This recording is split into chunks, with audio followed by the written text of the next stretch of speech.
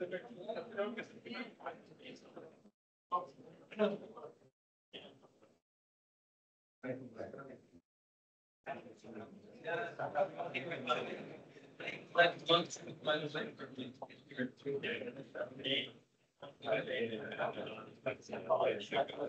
ladies and gentlemen, please take your seats because we are just about to start.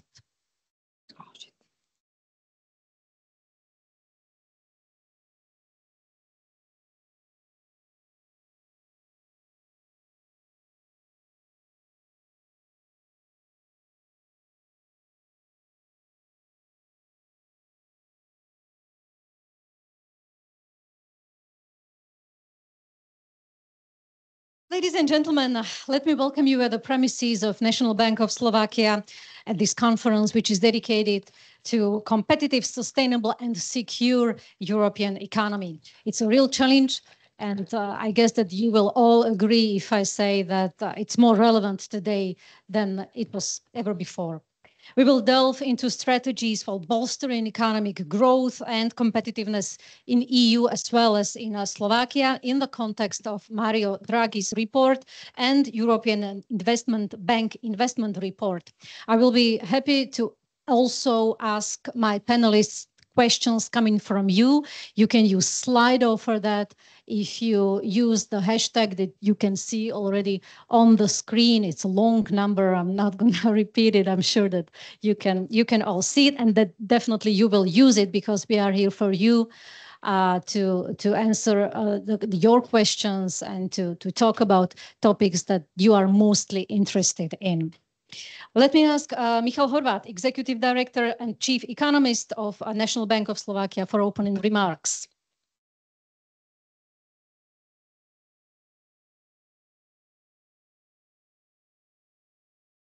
Right.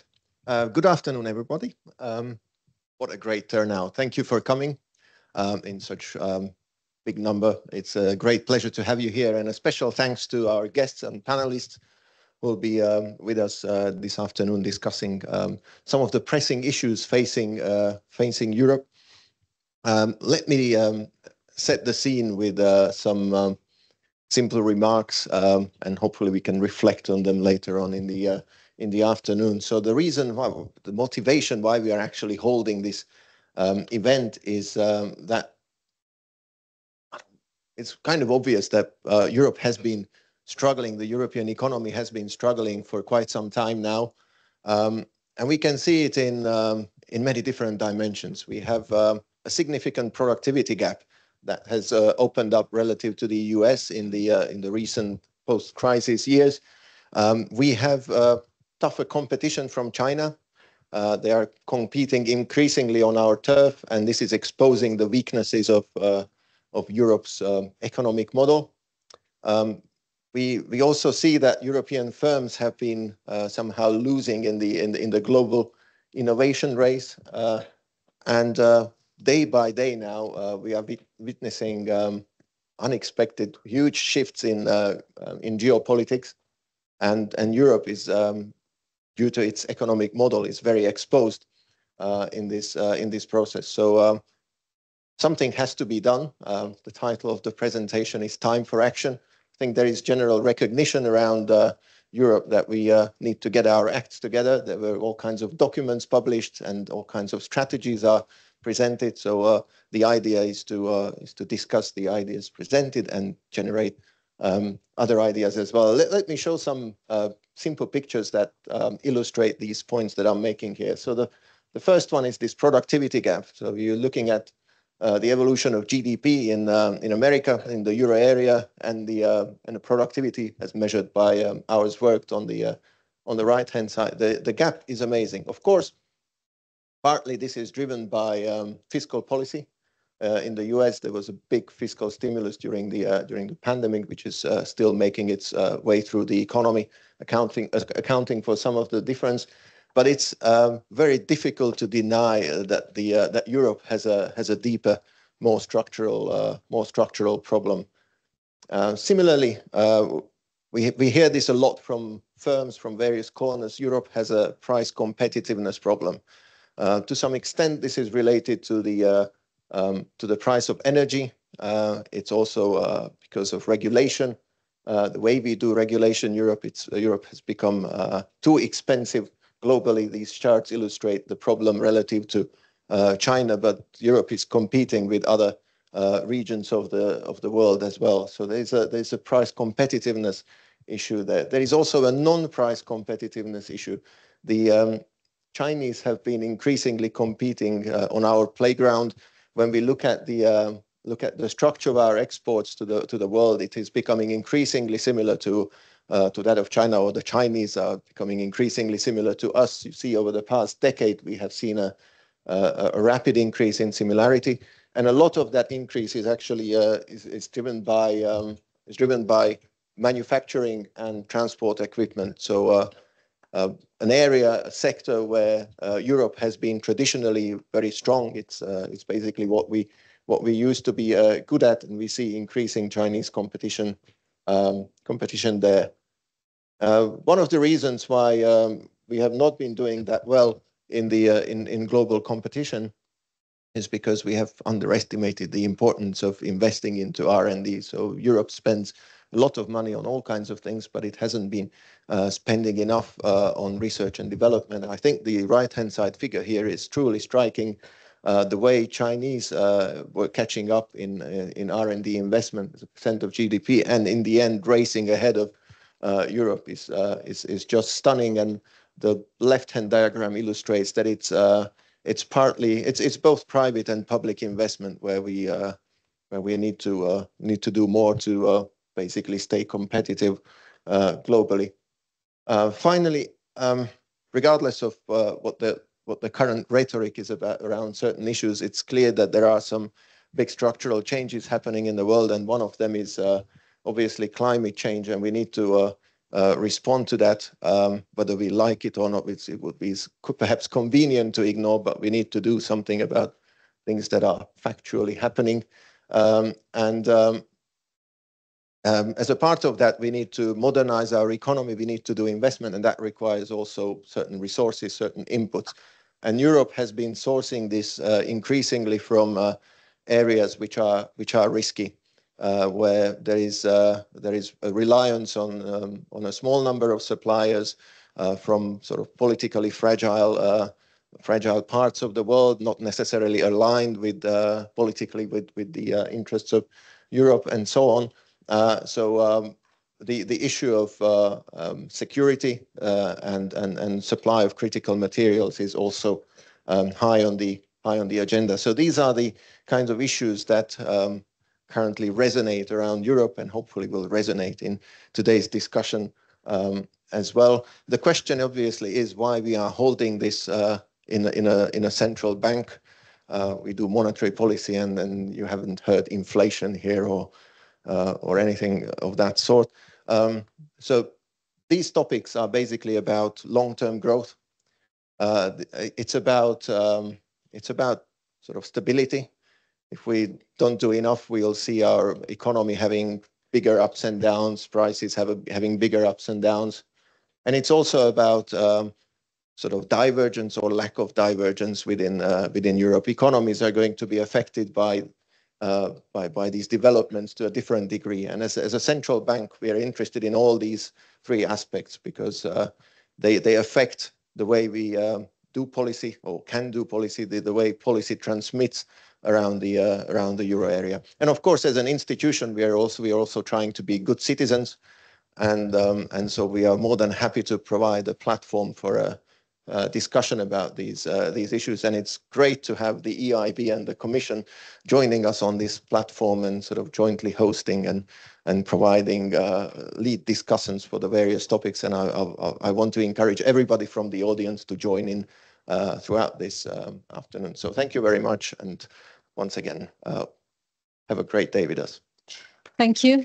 Thank you, Mr. Horváth, for your inputs that are ideal to kick off our discussion today. And I'm glad that I can ask Deborah Revoltella, Chief Economist from European Investment Bank, also for sharing a few introductory remarks with us. Thank you. it should be. Okay, so thank you very much, and it's a real pleasure and honor to be again in Bratislava and to have this opportunity for an exchange with the National Bank of Slovakia and with the Commission. It's really a pleasure to have this opportunity, and I think. You had a kind of justify why you talk about investment, and I think I don't have as a EIB to justify why we talk about investment and the issues of investment. We are really the institution that is at the European level devoted to investment. And actually, we started, I would say, more. I personally started more than 15 years ago when I joined the institution to consider the issue of investment, why Europe was losing in terms of competitiveness, why investment was so much subdued, and what could happen at the European level in order to revive the competitiveness of the European economy and investment, considering investment a part of the solution. We started years ago this investment report, of which I will talk a little bit later, and a survey of European firms, of which we also have a specific module focusing on Slovakia, trying to be representative of the economy in Slovakia by sector and size of firms. And I will go a little bit into that as well, to try to see how we can really accelerate investment activities and really lead to the transformation of the economy that we now need. Last year was all about the Draghi report. I also had the pleasure of helping from the EIB side, coordinating all the input to the Draghi report, in fact. And now I think we have a clear understanding of what needs to be done. And I think you were summarizing it perfectly, what doesn't work, actually, you were looking at.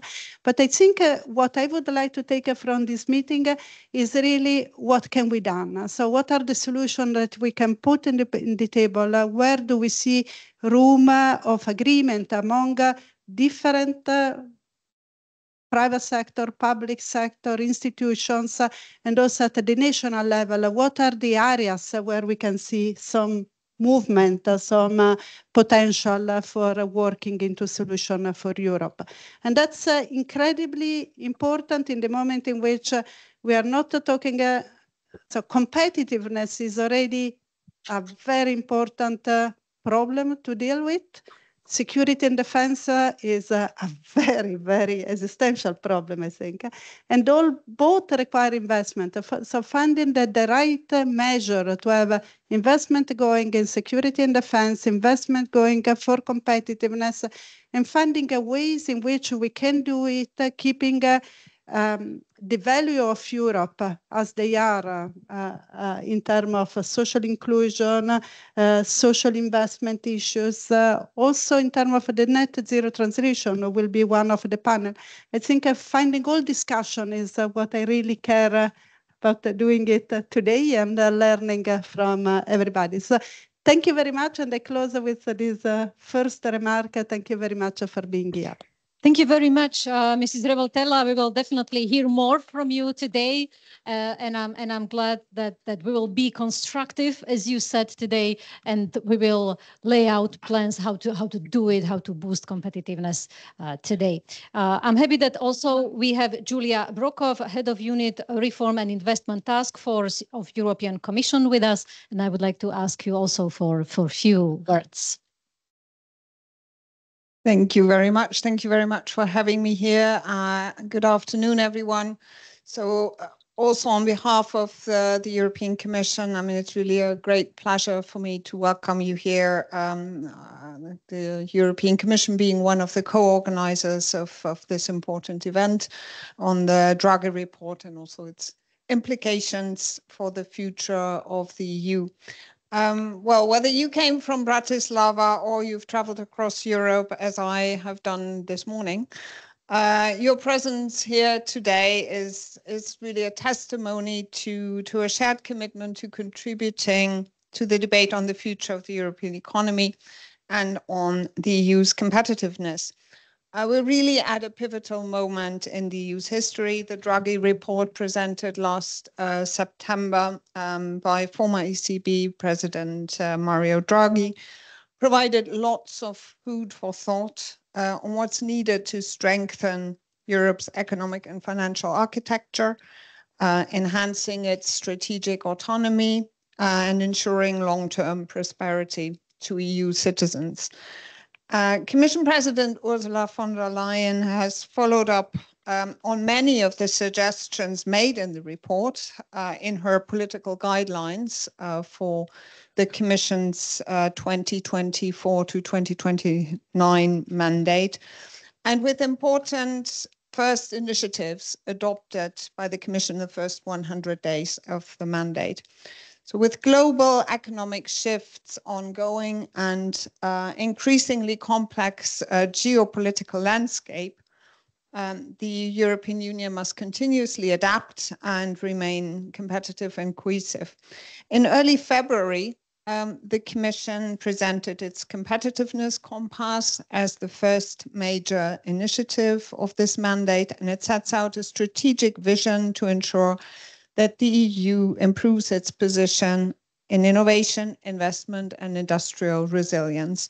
And the compass sets out clear targets for Europe's economic transformation, focusing on 4 key areas: energy and transport infrastructure, digital infrastructure and AI, vertical use, biotechnology, and critical medicines, building on the conclusions of the Draghi report. And as a follow-up, over the past month, the European Commission has tabled several other important initiatives, and these include, for instance, the Clean Industrial Deal, a business plan that turns decarbonization into a key driver of economic growth for European industry.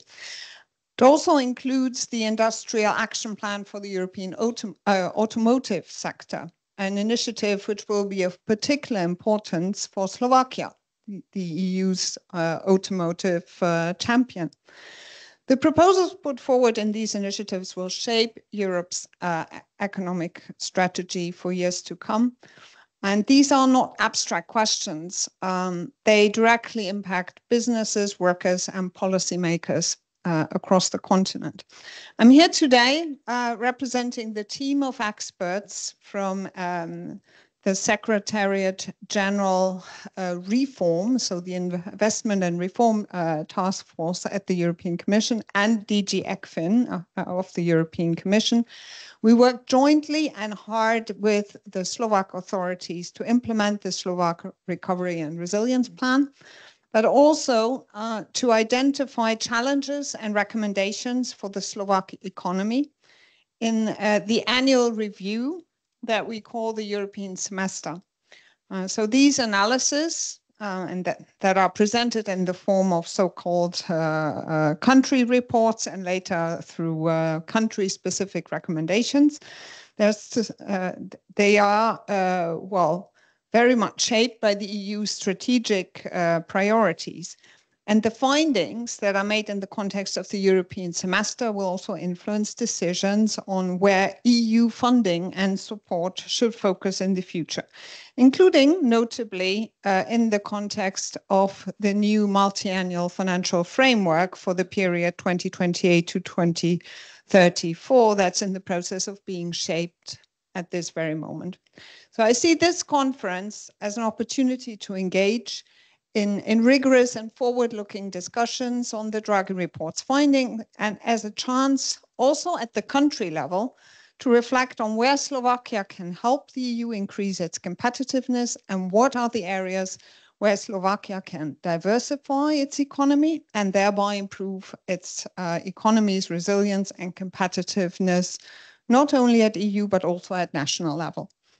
So in particular, I hope that the technical discussions here today will help to operationalize possible solutions, knowing that initiatives aimed at fostering the EU's and Slovakia's competitiveness, including those put forward in the Draghi report, will necessarily take time and require a long-term strategic approach. I'm ready to work hard on this endeavor with colleagues from my team. So please do not hesitate to contribute your thoughts to our European semester analysis or more generally. We're here to listen and to discuss with you. And let me refer you in this context also in particular to the co-organizers of this conference from the Commission's representation in Bratislava, Zdenek and Barbara, who are present also here today and who are our eyes and ears on the ground. So your views are important to us. So once again, thank you for being here today, and I look forward to the discussions and to the collective wisdom that will emerge from this conference. And with that, let's begin. Thank you very much, Julia. And and thank you really for opening several topics that will elaborate more today, like the action plan for automotive, for example. I'm sure that you will all agree with me if I say that European Commission places competitiveness at the heart of its economic agenda. And that's why I'm glad that we will hear two keynote speeches addressing this topic today. First, let me invite Lukas Vogel, Deputy Head of Unit DG ECFIN from the European Commission, to join us online. We just have to wait a few seconds. I'm sure that we will work it out and we will. Yeah, I'm there. Yeah. Okay. Hello, Mr. Vogel. Can you hear us? But we can't see you somehow. You can. I see myself. You can see yourself. Okay. Yes, I see myself. That's a good start. It's a good sign, yeah. That's a good start. Hopefully, we'll manage to see you as well. But we can hear you at least. Just a moment, we will work it out. I'm sure we will.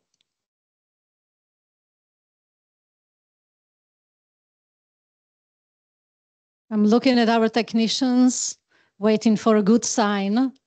Okay, I got a good sign. We will make it. Okay.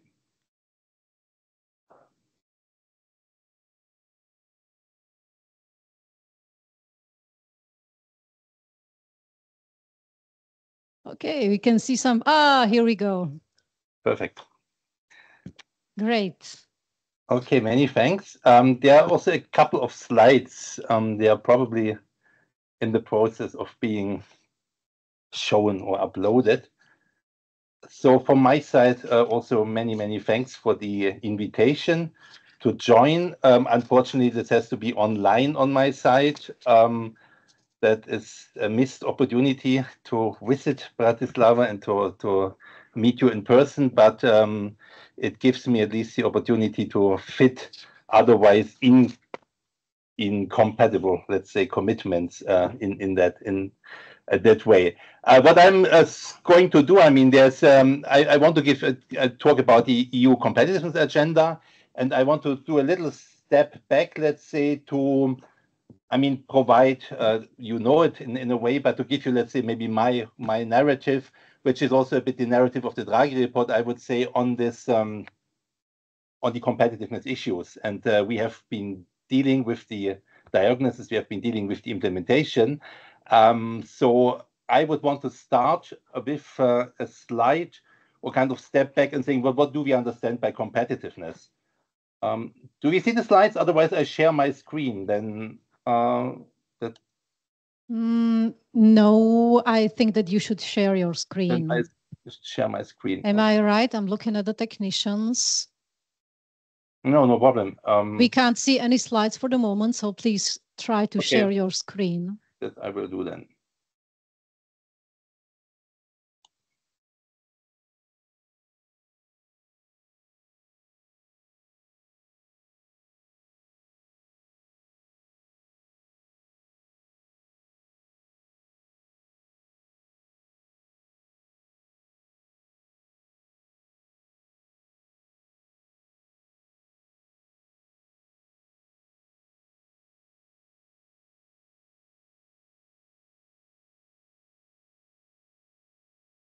Great.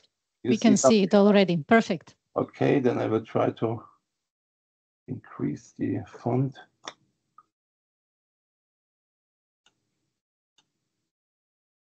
Here it is.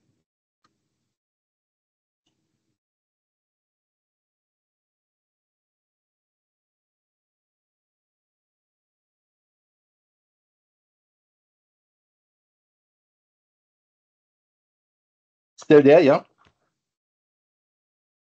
Yeah, it's working perfectly. Wonderful, good. Then, so let me start. So stepping back, or what do we understand by competitiveness? So it is, I mean, if you look at the data, the EU does not stand out as problematic with respect to the external competitiveness as it used to be discussed in macroeconomics for many years, if not decades. The relative price measures for the euro area and the EU have been rather stable over recent decades, if you think about the real effective exchange rate. And the trade and current account balances in generally for the aggregate are in balance or surplus. So Europe does not face a competitiveness problem from the perspective of unsustainable net foreign indebtedness, which has been a recurrent issue in economic history and in economic theory. Instead, the competitiveness discourse or the competitiveness work that we are having at our desk and at the European level these days, this is very much concerned with competitiveness understood as an economy's ability to maintain or improve the living standards of the population sustainably. And to improve or maintain or improve the living standards, productivity is the main driver of per capita income growth in the longer term. And also this will help you to maintain price competitiveness without sacrificing wage growth. So you do not compete also in an international context on low costs, but you compete on high productivity. A number that sticks with me from the Draghi report is that also the demographic trends, they put a lot of emphasis or additional need for productivity growth. You find there this number that basically the current growth rate of productivity would just be enough in the future to compensate for the negative impact of demographic trends on per capita income. So you just need the current level of productivity growth to keep what you, the per capita income levels. If you want to go beyond, if you want to improve living standards on average, you have to have higher productivity growth. So the trends are quite clear. I mean, we have seen globally, not only in Europe, but also in the US, a decline of productivity growth, labor productivity growth, which is partly due to TFP, so what economists call TFP, total factor productivity growth, so the efficiency with which you use your inputs. And it's also partly driven, especially after the global financial crisis, by capital accumulation. That means subdued investment leading to less capital accumulation, leading to lower per capita output. So you see that several regions have been declining. It's not only Europe. And so that means maybe catching up with the best performers is even not the best, or maybe it's the best you can do, but it's not the ideal world if you think. But if you, of course, look at the differential between the US and Europe in terms of TFP growth over the year, and you accumulate this TFP growth differentials, you get to something that TFP levels, or not the labor productivity levels, excuse me, have diverged. So the labor productivity level of the EU or also of the EU area relative to the US has fallen over the past 2 decades, while others have gained ground, notably China here. This TFP growth story has a number of factors or number of elements that you could bring into. There is a within sector effects about business dynamism. There are composition effects of sectoral decomposition. And also one fact is a work we have been doing and which is also referenced in the Draghi report is to look at sectoral growth or productivity growth differentials between the US and Europe. And the number which was retained by many is that had Europe had the same productivity and the same size in the ICT sector than the US, productivity growth in Europe and the US would have been roughly the same. So this is a double thing, ICT services, ICT technologies. The sector is bigger in the US and the productivity growth in the sector has been bigger in the US. And this is one of a main driver of the differential of US productivity growth relative to European one. Another important point is that EU markets remain fragmented. This is one of my lately most preferred charts, maybe. It's from an IMF publication from last year. And what this paper does or what this work does, is to look at trade barriers. What you see on the left side, it compares trade barriers between and inside the EU. And what you see basically that the trade barriers, trade costs have decreased over time within the EU, but they have also decreased globally. So it's not, you cannot really say that the EU or the single market has done better than the rest of the global trade cost reduction.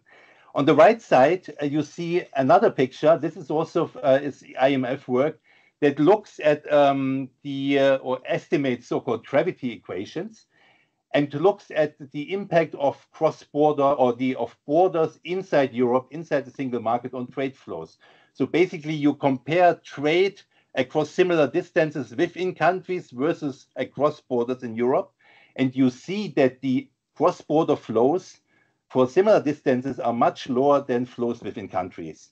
You have this for goods, you have this for services, and what the IMF has done here, they have basically converted this missing intra-European trade into tariff equivalents and say, well, the remaining barriers in Europe, in the single market, if you express them as a tariff equivalent, you would have something like an 40, almost 50% tariff on goods overall, and more than 100% tariff on services.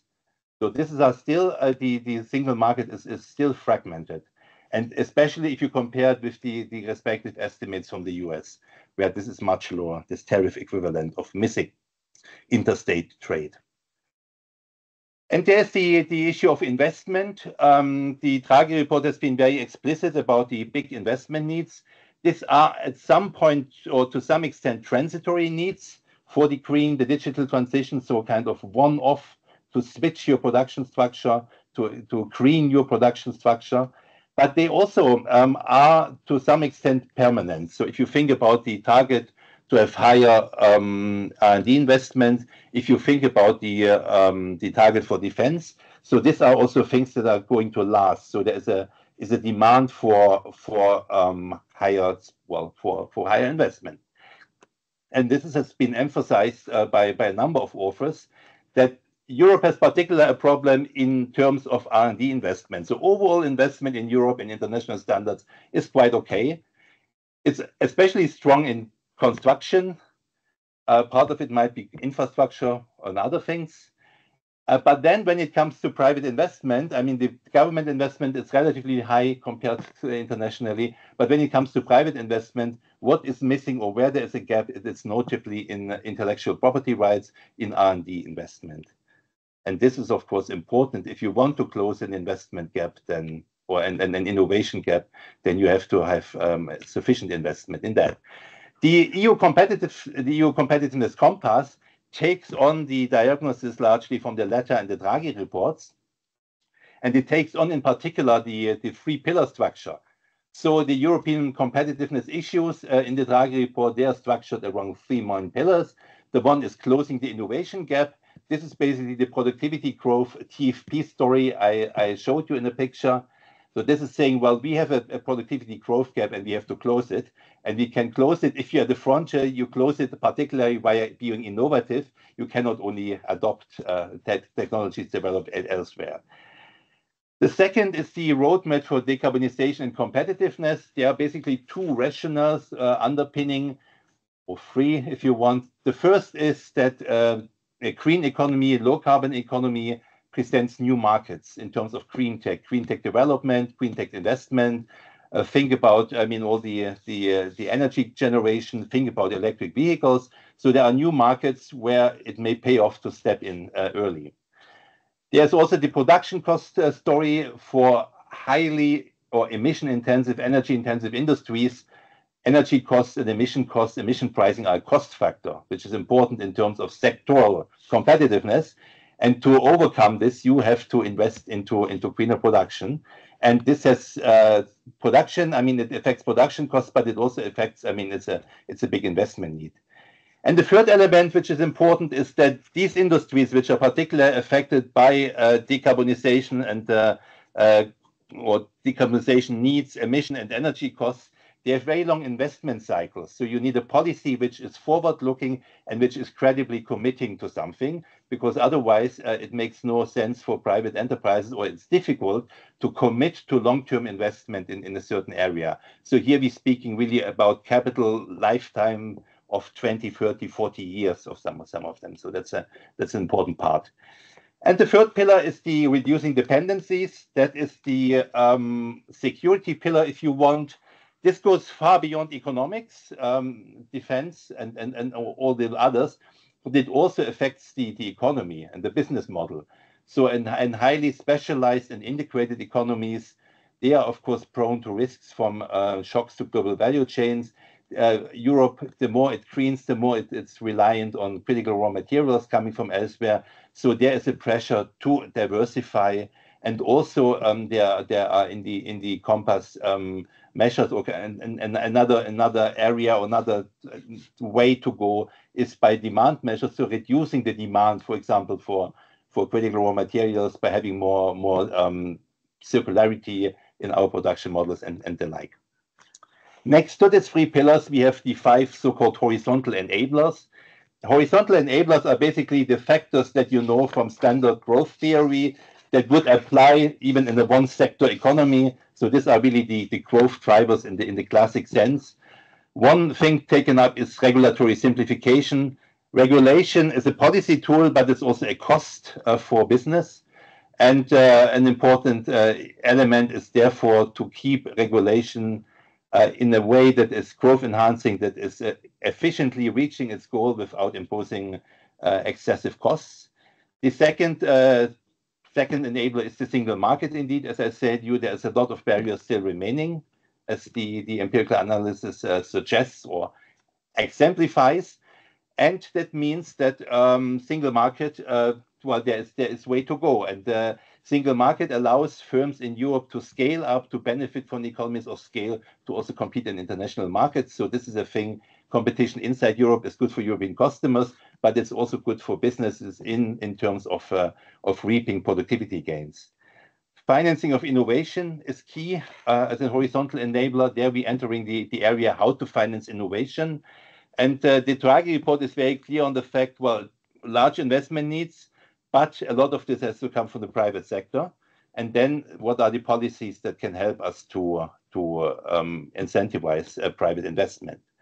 Skills and the quality of jobs. Skills are important. Skills are in demand, and skills are scarce increasingly, especially in sectors which are, well, when the economy becomes particularly skill intensive.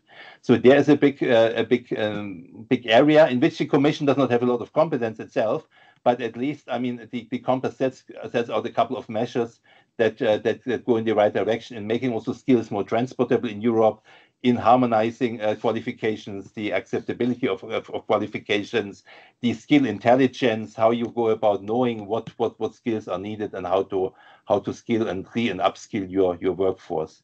And better coordination, not last but not least, better coordination is important, because when we talk about competitiveness in Europe or competitive challenges, we talk indeed also about the fact that national policies have significant spillovers, that there are positive and negative spillovers from national policy in the name of competitiveness, and that there are private or public goods to be provided, European public goods, and this works better with coordination of national policies between the EU level and the member states. And this is an important factor that is also part of the compass, how to achieve this and better coordinate policies, to reach to incorporate externalities and overcome coordination failures, reach the economies of scale from coordination and European action. So this competitiveness compass is a very ambitious agenda and an ambitious timetable. There are 39 initiatives, including 11 legislative acts to be concluded in 25-26, or to be, brought on the way. And the implementation is already underway. It has been mentioned, the Clean Industrial Act, the Affordable Energy Action Plan. These are very important actions for energy-intensive industries, for industries where emissions and energy are important cost components. And there, the measures, I can only quickly, mention some of the pillars of this.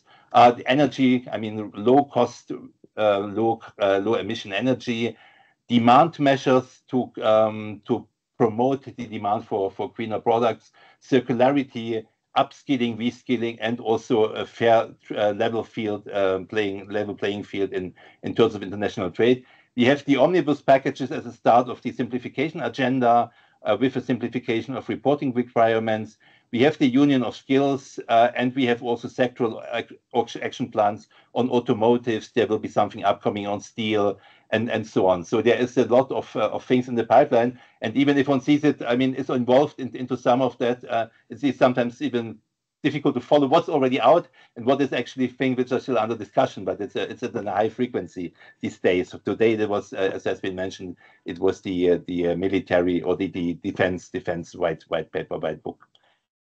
There is the issue of financing. So there is the competitiveness compass has a strong emphasis on the savings and investment union, in light of the fact that a lot of the investment that is needed has to come from the private sector. So there we're talking about new savings and investment products, incentives for risk capital. So that's not the fault of the investor. Maybe if investment goes outside of Europe, but we have to improve the incentives for investment in Europe. There is the refocused EU budget, including the competitiveness fund for the next multi-annual financial framework. So this is kind of a part of the EU level. And there's also the state aid framework, which is part of the competitiveness compass. We're working of this. The EU compass, the competitiveness compass, some commentators have dubbed it a Draghi report without money. I think that's not really fair, because I mean the Draghi report also, it puts out the investment needs, which are important, but then of course a lot of these investments is under current circumstances done at the national level, is done by the private sector. So it's not that the EU has a lot of money or a lot of budget to take in their hands, but it comes also in the area of coordinating the support that is given at national level, and also through lending institutions like the EIB, and having incentives for the private sector. And having incentives for the private sector, it's very important to emphasize, and this is very kind of strongly also illustrated in the EIB investment survey, that incentivizing private investment is indeed about net expected returns, but it's not only about financial incentives. There are other things, a lot of other things mentioned by firms and even mentioned by businesses in Europe more prominently than financing, access to finance or financing costs. And these are very important things to structural reforms to attack in light of getting more investment, private investment on the ground for the transition and for innovation in the future. Let me conclude with the following slide. So the EU competitive compass, also the Draghi report, these are kind of EU level or EU-wide strategies. So that's kind of a framework, let's say, for the whole union. Now we know that different countries are in different positions compared to certain indicator or performance indicators, and they also face different challenges. On the left side here, you see that this productivity slowdown has been a European feature, but it has not been equally shared across Europe. We have seen, Western European countries, for example, declining in terms of labor productivity relative to the US, whereas countries in Eastern Europe in particular have caught up, have continued their convergence in terms of productivity to higher levels. We also see it when we look at, for example, innovation statistics. There are some countries in Europe doing very well in terms of innovations, in terms of patenting, especially also in green tech, and others that do rather poorly, but the average is not that great. And also the challenges on the right side, this is a chart from the Draghi report, saying, well, the competitiveness challenges are in Europe, but they are not the same everywhere. And indeed, if you look at the automotive sector, then Slovakia stands, of course, out with 16% of total manufacturing accounted for by the automotive sector, which is much less in other parts of Europe. So challenges are not the same everywhere. The position or the status quo is not the same anywhere. We have a European strategy, but we need to bring it on the ground. We need country-specific action, and we need country-specific expertise. And I hope and think this is your point of discussion today, how to look at this European strategy, competitiveness strategy, with a perspective or with an eye from Slovakia. What are the things where are the strengths, where are the weaknesses, what are the particular challenges, and how can we brought together under a European framework that benefits everyone at the end. So I thank you for your attention and wish you a very fruitful discussion this afternoon. Thank you, Mr. Vogel. Thank you very much.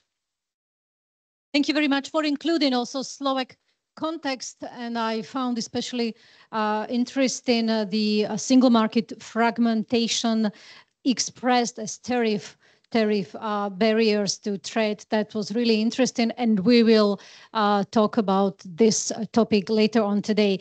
And now I'm glad that I can pass the floor to Mrs. Deborah Revoltella, who will present the main takeaways of the EIB investment report. Thank you very much, and I will move to the podium and wait for the presentation to come. Okay, that's perfect. Perfectly working now. So I think I will show that there is a very strong continuity and link between the thinking of Draghi, the Commission, European Investment Bank, and I will try also to declinate a little bit on what we see in the context of Slovakia and what is particularly relevant for Slovakia. And I was saying what we are trying to do is really starting from we know what are the challenges, how do we get there, what are the ways, and what can we leverage on. And I think it's also, it's a moment for Europe to rethink many things, but there are also many things that go well, where we set the basis for future growth and competitiveness. And what we are trying to see is really like leverage on what is good and try to do what is really needed in Europe now. So we, as I was saying before, but now it doesn't move. Okay, the first point, and I think I don't repeat it too much, we know Draghi report, huge investment need. We know that security and defense is adding to the investment need, and the current geopolitical situation is only making sure that we have to act and we have to act fast. But we are coming from a moment in which we'll show it in a moment. Actual investment has been strong, but is already declining, particularly on the private sector. So how do we engineer an acceleration of investment at this specific point in time? And what we think at the European Investment Bank, but again, it's very closer to what the Commission thinks. It's really that to have more investment at this specific moment in time. You can have a public sector investment, and that's something that is being trying to push, we're all trying to push for, but you also need to create the business opportunity for the private sector to invest. And to create a business opportunity for the private sector to invest, actually market integration is extremely important. The whole concept of simplification is this: we need the business opportunity for the private sector, to invest. And that's a simplification. And then we need a very strong push on the innovation sides. There are things on which Europe can leverage on. At the EIB, we strongly believe that the green leadership that Europe developed in the past is actually an asset to leverage on going forward. Globally, will be a mess. We know what US policy is doing to the net zero transition, but it's in Europe's interest, and I will detail a little bit later about this, to actually leverage on what we have done already on the green transition and use it as an opportunity for the future. And I will discuss a couple of points, because in Slovakia, particularly the private sector, seems not to believe at all the opportunity of the green transition. So it's something that I think we should really look at. There was a lot of talk about the skills and the importance of skills. We have some analysis showing that actually social investment has economic return. There are economic return that we can get in terms of social investment, and social investment should be an enabler. Why is it important to remind it? Because budget are limited. A lot of expenditure expected on defense and security, on competitiveness. The social part may end up at the end of the priority list. But in fact, when you have the issues in terms of skills, aging population that we are talking about, you have to think that a social investment has also economic return. And actually, that's what we try to estimate. And then at time of, and again, I will show some data, of huge public support to the private sector to invest. And I will show some of the data. It's really going up. It's important to do it well, to do it in a way in which the impact is maximized, and actually you have the best return for Europe. And our analysis shows that it's very important to have targeted intervention, very targeted to the results of the policy objective that you wanted to achieve. And we also show that European is much better, but I will explain it in a moment. So that's the leitmotif of the messages. Again, very close to the competitiveness, to the Draghi report, to the views of the Commission, but we try to bring a little bit of the reasoning of the policies that we also at the EIB are trying to develop. I started from the investment outlook. That's Europe overall. Immediately after, I will show also Slovakia. Where do we come from? We come from a period in which investment has been strong. If you think at the global financial crisis, we had 10 years of zero investment all over Europe. This time it was different. The COVID pandemic, the energy shock, the recovery and resilience facility, the whole policy dialogue was on investment. And actually investment reacted, and the investment was strong for a certain period of time. And particularly was a very strong also pushed both the private and public sector side. But now what you see is that government investment remain the anchor for investment dynamic. Private investment has been declining. There are cyclical components to explain it, but actually what you see is that we stay in a moment where at the European area level, actually investment growth is negative. We come from, and that's what I was saying before, public investment strong, and what is very strong is what is called investment grants. So the public sector support to private investment. And what is striking for me is that investment on the private sector is negative despite still quite a strong policy support to the private sector for investing. So if you reduce even that part, the effect on private investment could be even slower. So we know the huge investment need. We have somehow to see how can you get back to a path with stronger investment activity. You look at the situation in Slovakia, actually you see the dynamic of investment. Investment is now, again, very similar to the European side. The bar on the right is a little bit, so basically it's only the last data observation that is negative. But in fact, what you see that also on the Slovakian side, you see that investment overall is declining.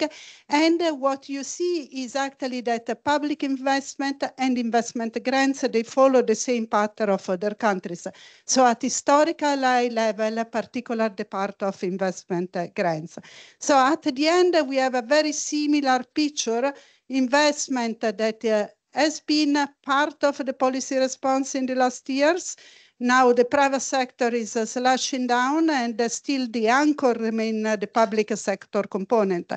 With new needs coming on the public sector, with the defense and security side, and a lot of concern on how to continue to finance the public investment side. I go on that's a bit, let's say, a simplified version to show some analysis that you have in mind. But I was trying to look at what happened to investment over time in Europe in the last, in a longer period of time. And so when did investment, overall really accelerate in Europe? And in fact, what we see is that investment, so the final message is, investment in Europe really accelerated at the moment in which there were major structural shifts that created a huge business opportunity, and the private sector responded.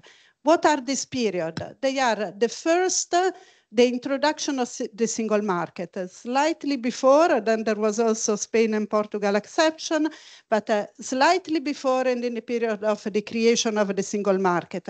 Huge business opportunity, the private sector invests a lot, and you have an investment acceleration.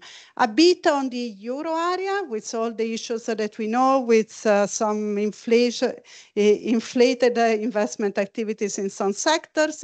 But then we have the enlargement to the east. The big enlargement to the east was another period of very strong acceleration of investment.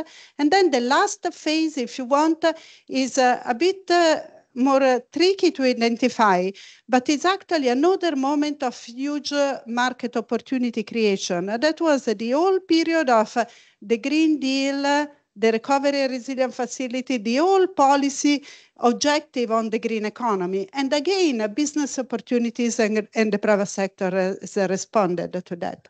So what's the message? My message is we need a lot of investment. We have an investment situation where mostly investment still depend on the anchor of the public sector. We know that the capacity of the public sector to support investment is not infinitive. We can expand it, but it's not infinitive. What you really need is to create a condition for the private sector to continue to invest. We actually really need, and I am fully, maybe because I'm Italian like him, but I'm fully with Draghi, we need this transformative moment of integration of the market that creates business opportunity, and then the private sector will also respond, and we will see these investment activities picking up. So that's on the investment side. Then I have 3 points coming up. So the first one, we really make a case for European integration and simplification, but read it in creating the business opportunity for the private sector to invest. So what is in there on the simplification and integration of the single market? If you look on the right side, yes, it's also your right side. That's coming from our survey. Then you see Slovakia and Europe. We ask every year to firms, what are the main barriers for you as a firm to invest? You see the ranking is pretty similar as Slovakia and the EU, except that the Slovak firms are much more pessimistic. So in everyone, actually. Okay, so Slovak firm have a more problem than the average EU firm. The main problem are skill staff, uncertainty, energy cost, but you see a lot of the other labor regulation, business regulation, etc. So you see that firms face barriers, and we also know which one. Uncertainty, and this survey was run last summer. I sense that if we ask now uncertainty, I don't know how higher it can go, but it can only go higher. And we have the skill staff that is a problem always. Over time, it has always been one of the biggest problems for European firms. Energy cost also is quite relevant, and we show also in the part related to the net zero transition, it has also quite a strong implication in terms of European competitiveness. This is on the barrier side. We also have and in the report, I will show the link later, we also have an analysis in which theoretically we look at the sectors in Europe and we say, okay, what if we can take out a major barrier? We know firms saying there are major barriers. We actually see that there is a significant effect actually on a sectorial growth of 3.3 percentage point over a 4 years period. But the idea is that actually these barriers that you see on the right, they are actually reducing the potential of sectors to develop at the European level. We have an estimate of what is the cost of bureaucracy. Again, in our survey, we ask firms how many people they employ that are fully dedicated to dealing with bureaucracy, and we estimated the cost. Somehow at European level, similar in Slovakia, is 2 percentage points of turnover of firms. If you want a benchmark, the energy bill for firms is 4%. It means that the cost of bureaucracy is significant. It's like half of the energy bill cost for the firm. So it's quite something in terms of the importance of simplification. And then the last one, and that's what we were talking, the IMF is doing this analysis on the tariff implicit cost of the fragmentation of the single market. We do it simple. We ask a firm, if you are a firm and export to another European countries, do you have problems due to differentiated consumer protection or other regulatory point of view, etc. In an integrated market, you should have 0. We have 60% of firms complaining. In Slovakia, 83%. So that's something to ask. Maybe you are a smaller country and you have more issue exporting, but there is something in terms of a fragmentation of the market that we don't even think anymore about it. But actually, and that's maybe an anecdote, but then I have to run, international companies acting in Europe realize it. If you try to buy something via Amazon, you don't have it coming from the same warehouse. And the reason is that from the same warehouse, they cannot serve all the problems that they have. Partly is logistic, but partly is also the consumer protection standard, etc., to serve all different countries. So that's why even international companies operating in Europe, they experience this fragmentation of the market. And that's something Draghi again recently is saying that's self-inflicted. That's something we can change, is a barrier that we impose on us and that affect our competitiveness. The Capital Market Union or Investment and Saving Union is also part of the integration story. I go quickly, but I just pointed to 2 points. The first one is showing household savings, the composition of household savings. Slovakia, EU, very similar, and the US. What you see is a very conservative way of saving, cash and deposit. Equity is very, very small, and in the US is much higher. What does it mean? It also means, maybe it's financial literacy, whatever, etc. It also means that the return on financial saving are low. And in an aging population, that's something to consider. But that's one side of the story. Second side of the story, who can deal into transforming saving into equity? You could have a financial market, capital, stock market, etc. rule, but the intermediaries play a very important role. And in particularly pension fund and insurance. These data are from Europe overall. I found very interesting this thing. So pension funds are generally small. You don't have the graph, trust me. But that's what they invest on. So they invest less than 30% in equity, but more than 70% they invest in the rest of the world. So out of Europe. There are reasons, the US stock market, international stock market are important, guarantee return, etc. But still it's less than 30% in Europe. What I find even more interesting is the insurance sector. The insurance sector is big. It has the same size compared to the US ones. There, they invest a lot in equity, but there is a very strong domestic bias. The domestic bias can be there for some reason, you know better your own market, etc. But there are in some markets also restriction of where insurance can invest. And actually there is a implicit domestic bias in the regulation. It shouldn't be there. It's one of these additional frictions to the market. So the message is investment and saving union or capital market union. It has many implications, but actually what we see is still fragmentation of the market, not having the right actors with the right incentive.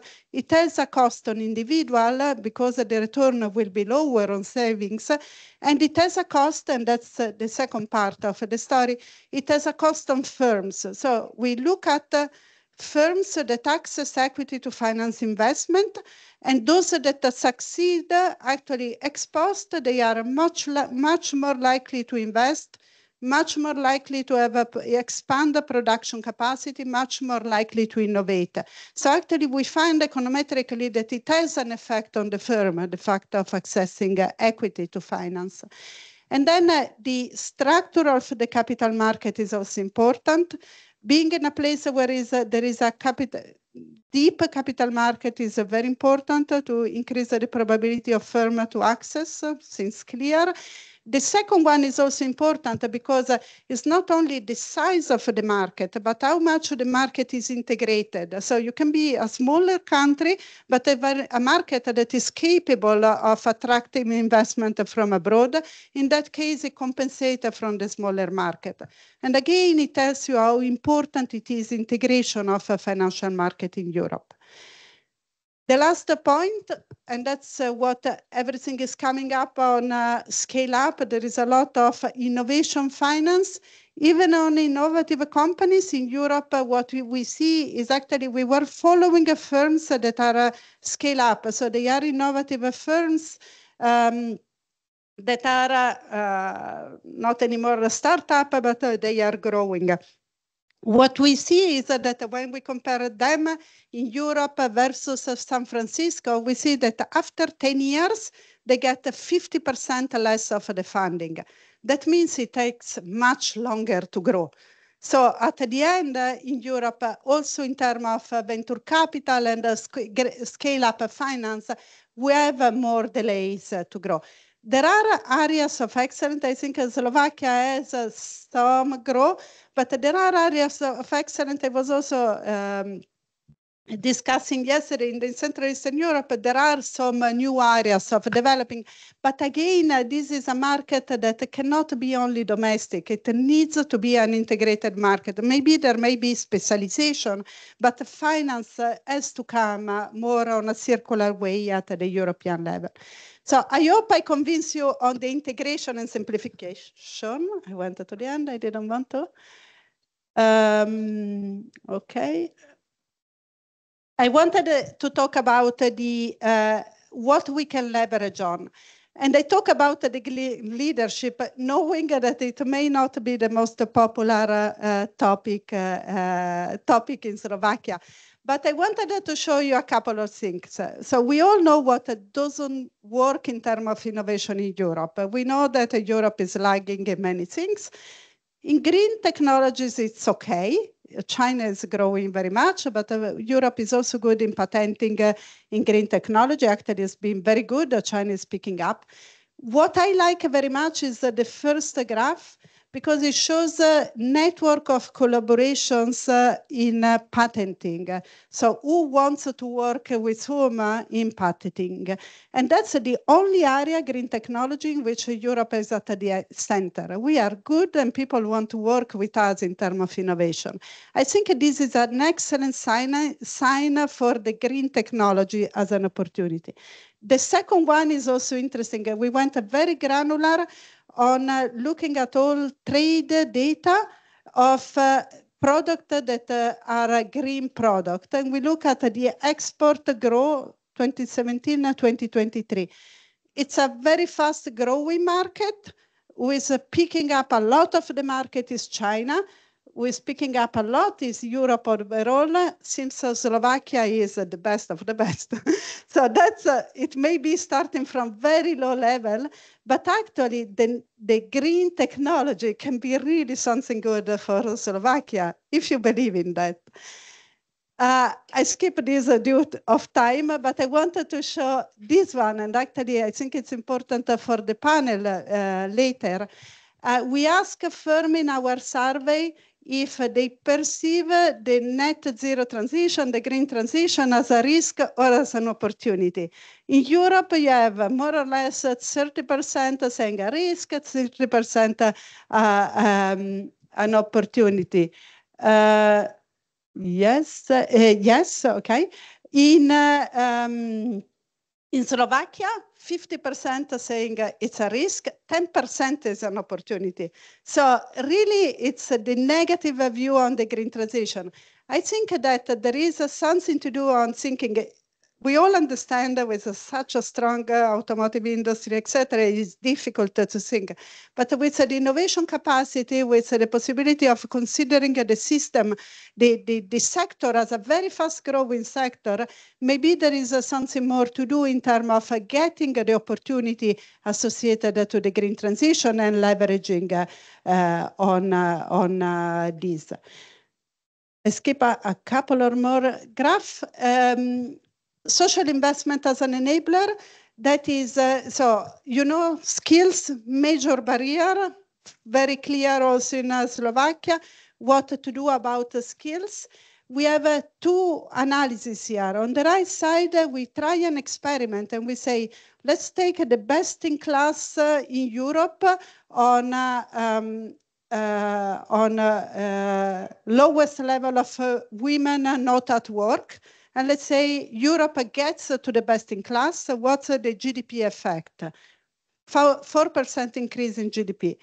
Men and women with low educated fathers not at work, you go to the best in class of Europe, effect on GDP 3%. So that's to say that if you do well social investment and attract these people in the workforce, you have a macroeconomic effect. The other side of the story is the opportunity that you have that is still not exploited. So Slovakia versus the best in class, Europe versus the best in class. Slovakia has more or less, if not more, the same opportunity of Europe to take the advantage in terms of economics that we see there. So basically, there is some more work to do in terms of social investment to attract a certain part of the population into the workforce and the economic return. And then the very last point, what can the public sector do? There is a lot that we have been saying. I think on the public sector side, there are limits of what the public sector can do. There is a public investment to be done well. There are other using a financial instrument. It's very important. I can leverage resources, etc. But when we talk about supporting the private sector, we have two messages: targeted and European. Targeted. In the first analysis, we show whether how firms respond. And in fact, what we see is that when you have a clear policy objective, in this case, I think it's energy efficiency investment, but it can be with innovation, clean tech. It works with many variables. If you have a clear policy objective, the firm is much more likely to respond when the instrument that is deployed specifically asks a return on that area. If not, actually, the firm doesn't do anything. So if you give a generic support to firm, they don't really invest on what you want to. But the firms are quite good in responding to targeted policy intervention. So actually, the way to do industrial policy, if you really want the firms to have investment in energy efficiency, in innovation, etc., is to give money with a label, use for this and they check. That's one side. The second side is when you support directly firms, particularly in an integrated market, you generate by nature some friction in the market, friction to competition and inefficiency.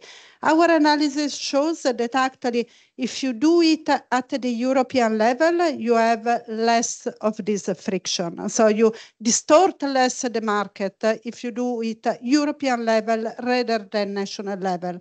And this is particularly true in the mid-tech sector. And the reason is probably that in the mid-tech sectors, national government they don't always respond to needs that are related to competitiveness. So it's where part of the support maybe doesn't go really for the competitiveness issue. So say that, I think I took too much time, I apologize, but I think the message we wanted to give is really market integration and simplification are important for creating the business opportunity. We need more investment, so we also need this to happen. And we need a lot of innovation finance, and the green transition is an opportunity. Social investment can also bring a return, and if industrial policy, if you want, if support to the private sector is given, better it be targeted at the European, and this will have a much more effect. Thank you.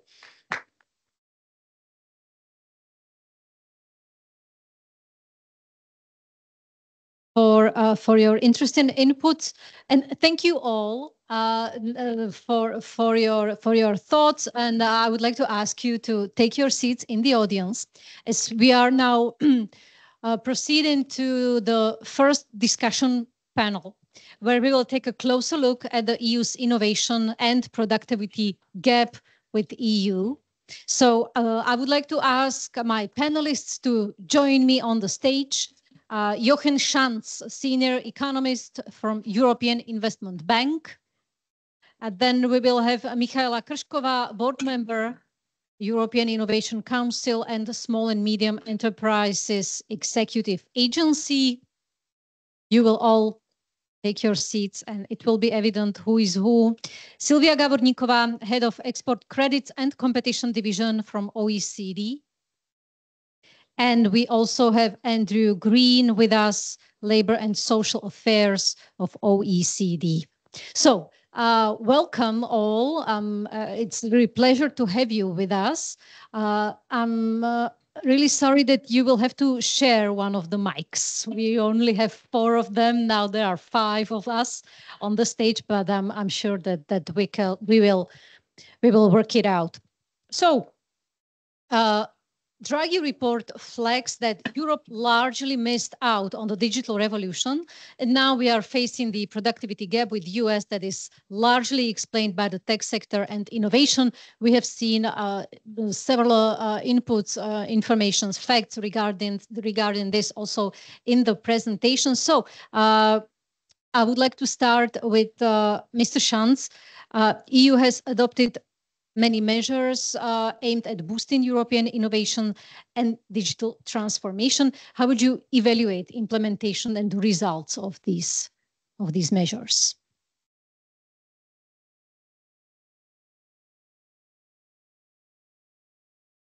5 seconds.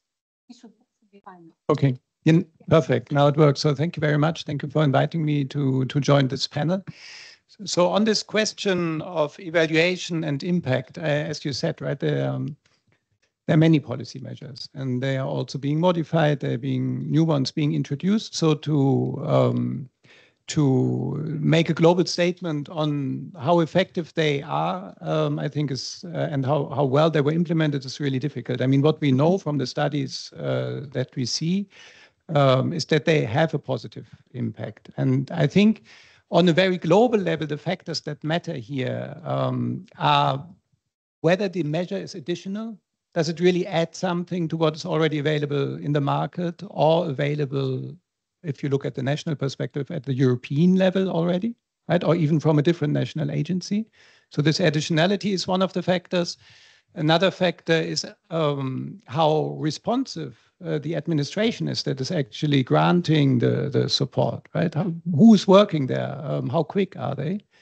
And yet another measure, another factor I think that matters for the impact of the measure is whether it allows for an evaluation of the measure. Right? It sounds very basic, but when you look, for example, at the way the RRF was structured, you've got milestones, measurable milestones.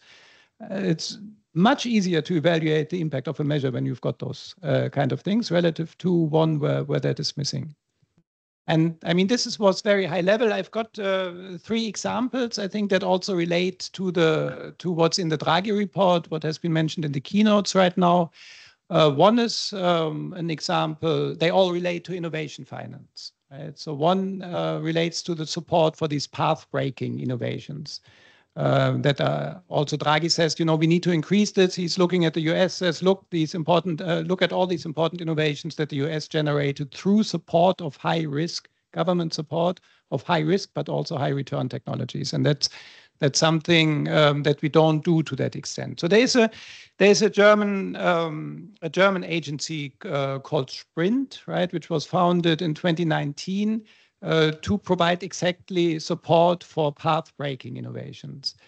It's at the national level, right? So from Draghi's perspective, he mentions it explicitly. It would be better if the same was at the European level. At least we should coordinate with the national institutions. But still, there has been an interim evaluation of that a few years into its existence. And it was easy to show the additionality of the support because there's so little in terms of support for these highly innovative companies.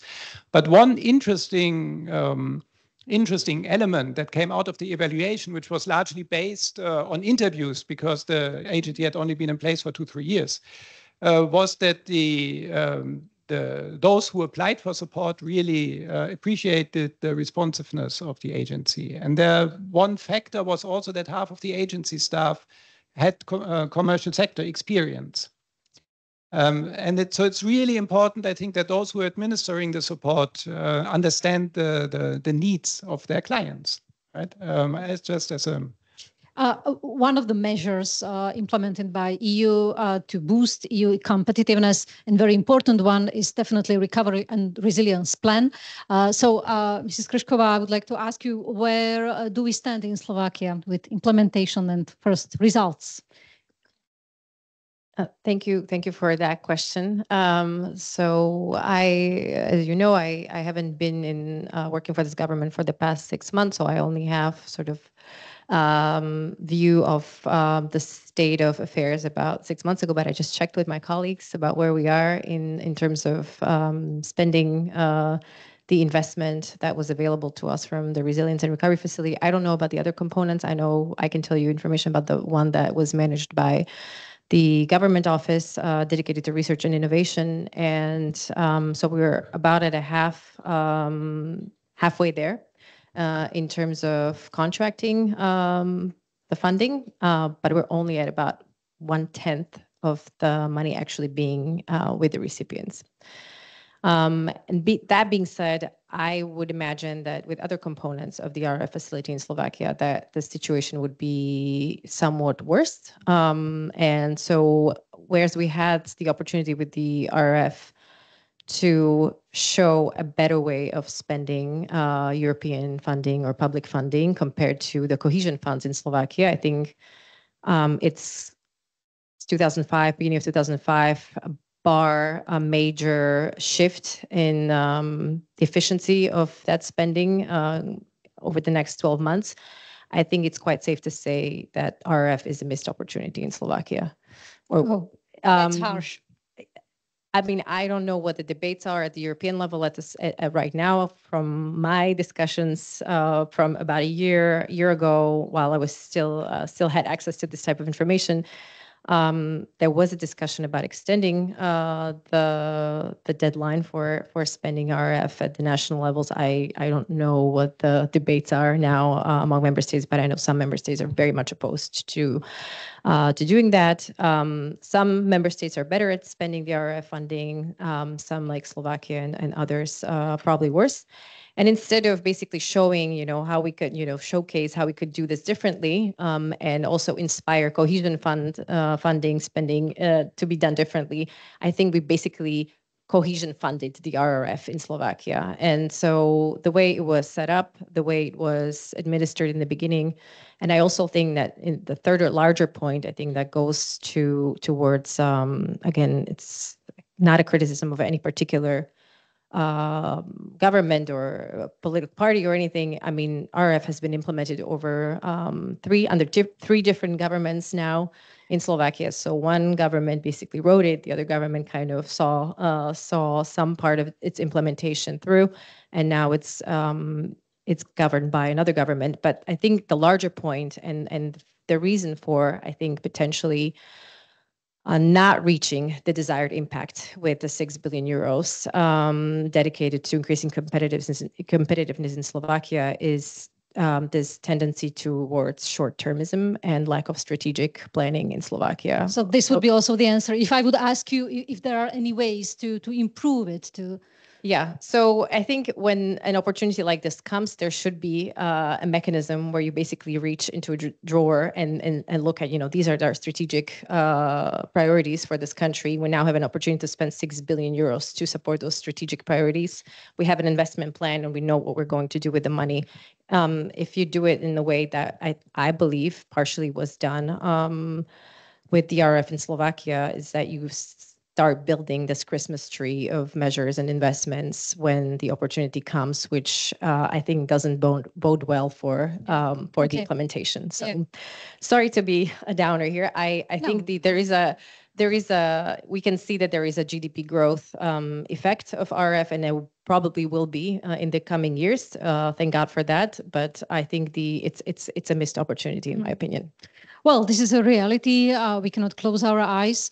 Mrs. Gavorníková, I would like to change the topic a little bit.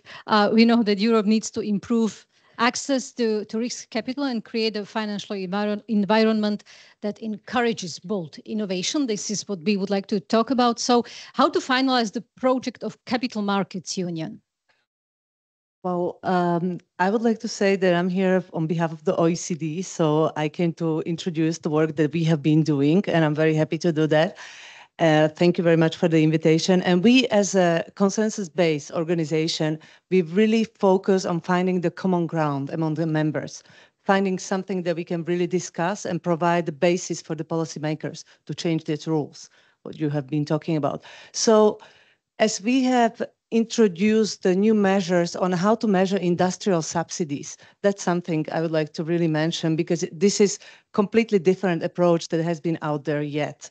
And I believe that we are really providing a ground for the completely new approach to the industrial subsidies. I don't know if I can use my slide, which I sent around, because those are like basically 4 slides, and I was confirmed this morning that I can, but if I cannot, don't worry. I just tried to make it very clear that the reason why we switch our approach to the industrial subsidies in OECD was that the information coming from the government was never very transparent, let's put it this way. I'm now not referring to the OECD governments, but the other ones who are providing more subsidies and who are supporting their industry much more. So then the industry, like in Slovakia, which we heard today several times, that we are champion in automotive industry, the reasons why our production cannot be competitive on the international markets. We try to approach it from the level of the firms. So we created a new database, which is called MAGIC. And the name is based on the manufacturing group and industrial corporations. We are covering 500 international companies in 14 sectors, and we gathered the data for the past 15 years.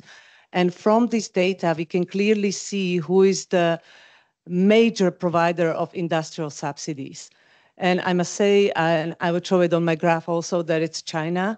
And it's very clear. And although we only cover 27% of the Chinese companies in overall data coming from the firm level, these 27 companies provide growth, which ends for the year 2023 in amount of $89 billion of industrial subsidies. If you look at it from the point of view of the NASA program for Apollo, this would cover 3 to 4 moon landings, just to have the comparison how far the industrial subsidy support goes. So when you look on the overall ecosystem of the industrial subsidies, it's very difficult to measure. And I've seen it also in Deborah's presentation, where she clearly mentioned that the supply chain is a challenge.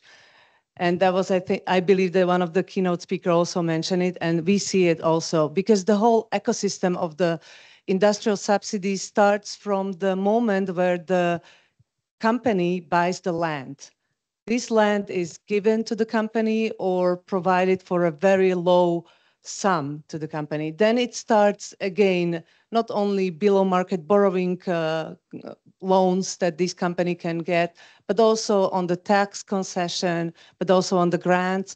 And this overall ecosystem really creates a huge subsidization of these companies. And therefore, I believe that's the challenge that you have asked. Where is the challenge to be competitive on the international market? And we are providing the proof to the policymakers to make sure that they can do something about this. And this work is really now taken on board also by the G7. And I mean, this is a small teaser to our global forum on trade, where the level playing field will be the main issue discussed. Thank you. Thank you. Thank you very much.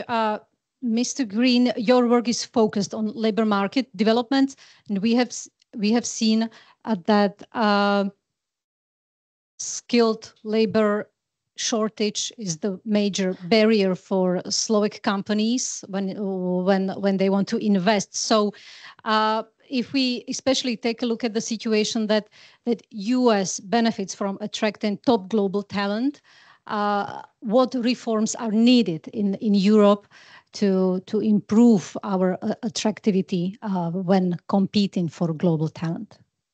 Yeah, thank you. And thank you for having me here. I'm also from the OECD. I do want to clarify one thing. I used to work on labor, and I have now work at a different part of the OECD. I have the division I work for. We work on productivity, specifically firm dynamics, all different measures of productivity at the firm level, support to firms, firm performance, industrial policies, the green transition, and actually on the supply chains as well. We're doing quite innovative research using VAT data as well to both measure industrial policies and look at more secure supply chains, which is a big part of the Draghi report. Now, my team does work on employment, and I used to do quite a bit of research on this, including AI. And so I think a labor market perspective is quite nice here, especially sort of Europe vis-a-vis the United States and how to attract top talent. I will say something slightly controversial based on my previous work on labor, and I'm not totally convinced that skill shortages or problems with skills is the real barrier to sort of Europe really building innovative industries at the same level of the US. I mean, if you look at education rates, especially tertiary education rates in Europe compared to the US is a little bit higher, but and the Draghi report mentions this. Europe has great universities. It produces sizable shares of STEM graduates. And sort of anecdotally, if you look at Silicon Valley, you look at some of these frontier firms and the research they do, there are a lot of Europeans over there that decide to go to the US. So I think there are some issues around skills, but the big issue is the US, they just pay more. And a lot of these occupations that do research, innovation, if you're talking about AI, if you're talking about machine learning, pharmaceuticals, you know, if you are a top talent in Europe, do you want to stay here and maybe have a well-funded lab and you'll have a nice life, or you can make a lot of money in the US, you can have every resource at your disposal. Now, this is a bit circular, right? Like there you have big, high productivity firms that can pay this money and attract the talent. And so I think it kind of goes back to what our keynotes were talking about. You really need to build these firms from the ground up here. I think if there's one labor market reform, it's really about having better job reallocation across firms in Europe compared. I think Europe's a bit more static compared to the United States. People job hop more in the US. They can get bids and really get the top talent better allocated into top firms.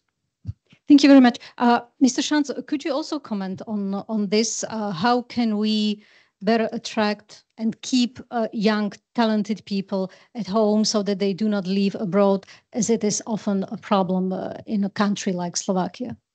Yeah, so I agree on the complementarity of the presence of firms that offer the high productivity job that are paid well, and the skilled labor force. And also, I think a third element is an efficient efficient administration, good governance, easy enforcement of property rights. I think here specifically for Slovakia, I think there have been a number of surveys that show why people emigrate, and it's of course the better standard of living in general, right? That motivates many, but it's also, and these surveys, the survey that I'm quoting now was done at the CE level. But it also, so another important factor is political stability and an incentive system that rewards performance. That is not where corruption is not so much an issue. And I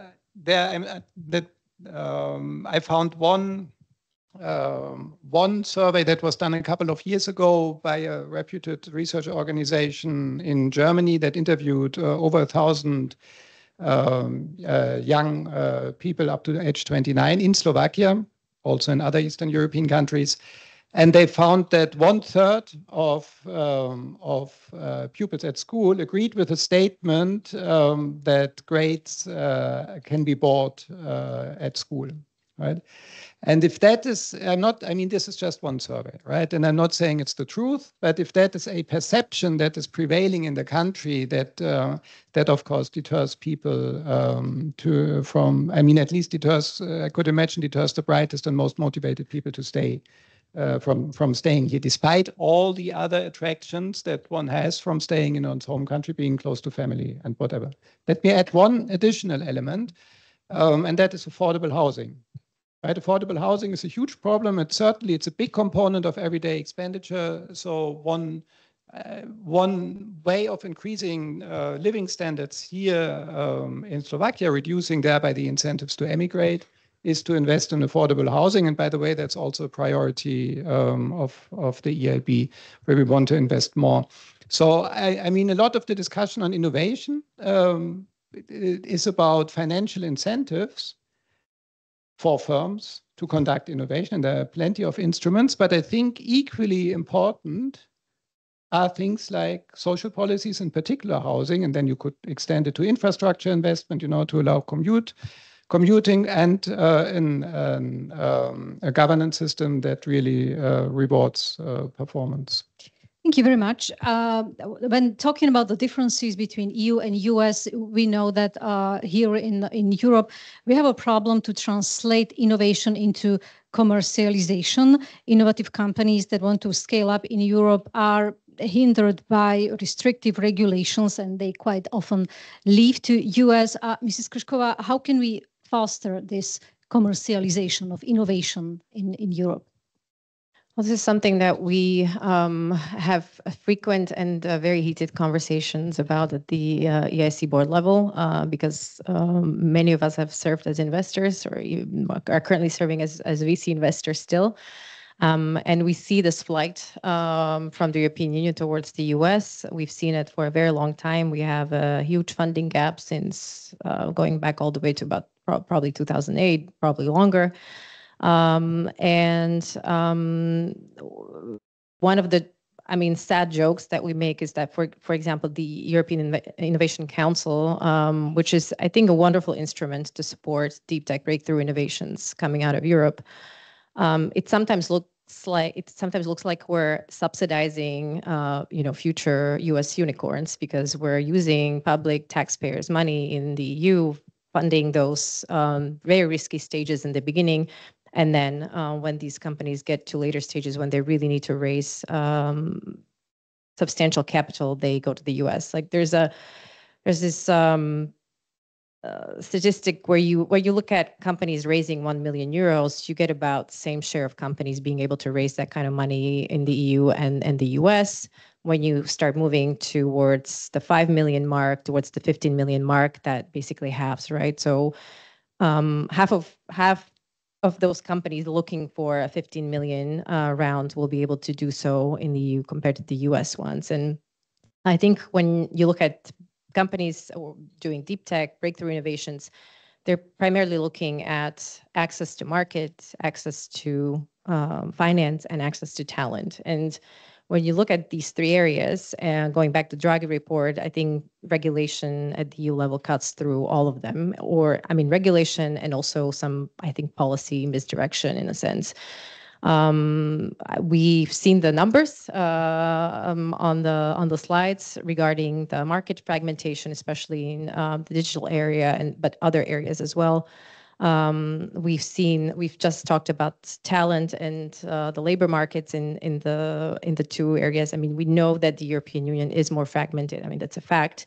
But when it comes to finance, I mean, that's something that we really need to work on in the EU, and there's no easy answers right now. We know that there's it's hard to throw out statistics in a room full of economists, but European households are sitting on something like 35 trillion euros in short-term assets. That, I mean, we just saw those numbers that could be going into long-term equity of European companies.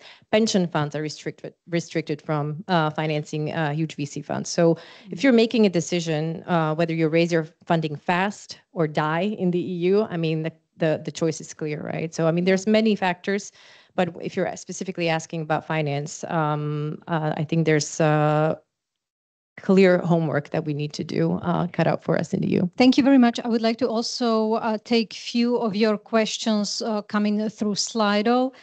Ms. Gavorníková, could you answer this one? Does OECD Magic Database cover also defense manufacturing ecosystems, which could be good for analyzing economic spillovers of higher defense spending in the EU? No, at the moment we do not cover defense. However, we have all the heavy manufacturing industries such as semiconductors, we have aluminium, steel, we have automotive industry. But of course, we are open to any suggestion from the members because we are planning to enlarge this database as it's creating more and more inputs for the future framework, and also should help for the finance. So if I can just follow up on that, the whole structure of the finance, not only within the EU and for the trade, but I know it's being looked upon, and we are part of the dialogue where we are really trying to harmonize and actually unify all existing instruments of the government to support not only specifically European companies, but also European companies, but the companies of the all OECD countries, I would say. If we can find the way how to harmonize and how to actually add the effects of each instrument together, I believe we can be much stronger on the international markets. One more question, if I may ask you specifically for you, how can Slovakia boost its labor market productivity according to the OECD?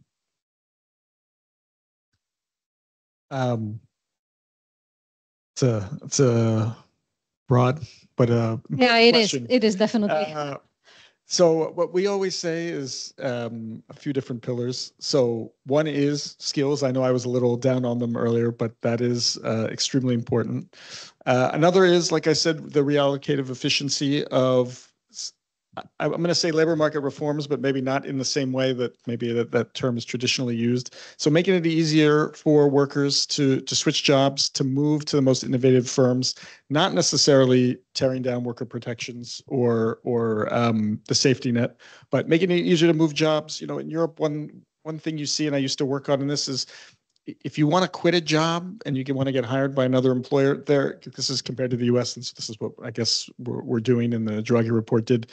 You know, in the US, you give 2 weeks notice and you're out and you're gone. In Europe, it's like 2-3 months. There are huge barriers to people moving jobs, to moving up within companies. And so I think this is one of the big policies that we hit on. Mm-hmm. Talking about fostering productivity and innovation, how can we use new technologies and AI in this process, especially how can we leverage these technologies in labor market? Yeah, so I guess there's kind of 2 parts to this. One is, again, I'll come back to our theme with comparing to the US. You have the US companies that have already made these big investments, especially in large language models, generative AI. And I think the Draghi report hit on this too, that Europe's kind of fallen behind. And I'm not sure it makes sense to try to catch the frontier in this regard. The investment involved and the infrastructure needed is huge. At the same time, and this may be my more personal belief, these models will continue to proliferate. There'll be more that are open source. You saw that when a Chinese company released their sort of LLM, all these market cap plummeted for a lot of these big US companies. And so on the one hand, you have that, and I'm not sure you need to necessarily or will need to be at the frontier of this to really capitalize for productivity gains. Where the kind of big opportunity is trying to figure out how to use these models in sort of everyday firms, businesses, and to innovate in that way. So I think, if you look at surveys of firms adopting AI, at a very official level, it's somewhat low, I think 10, 20%. If you look at surveys of people using sort of generative AI products in their just everyday work, it's massive. And we're really at the stage right now of firms are and people are adopting AI. They're using it where where it helps them, but we're not really at the stage yet where people have figured out how to really transform industries or transform business processes and really say, here's what we have now. How do we redo this? There's not a firm yet that's figured out you can maybe replace a lot of medical diagnostics with AI, but who's going to be the first to do that? Thank you, Mr. Schanz. From Germany, where where it's part of the government's policies to help SMEs in regions, right, outside the capital cities and regions to adopt digital technologies. And what they do is they bring together regional providers of digital solutions, consultancies, ICT companies with SMEs in the region through regular workshops, just to help them to make contacts, to assess among a range of providers the different digitalization options that they have.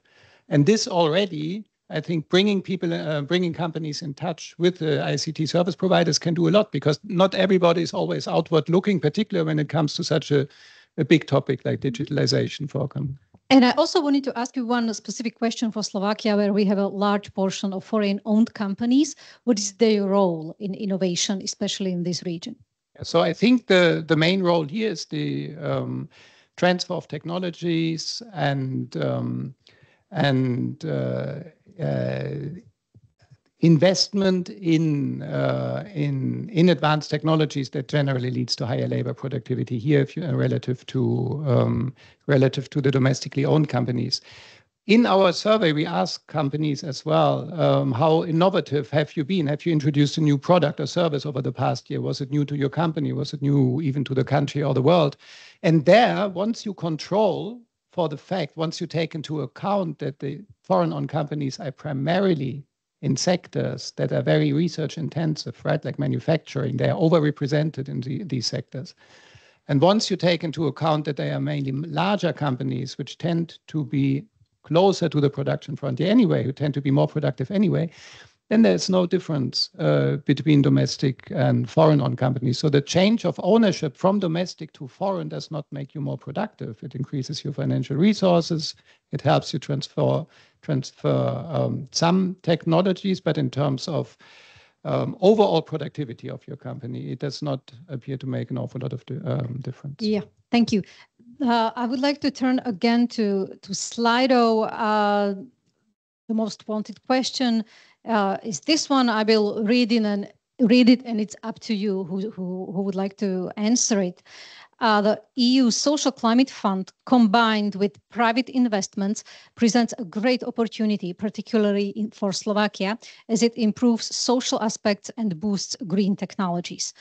How would you recommend we leverage this?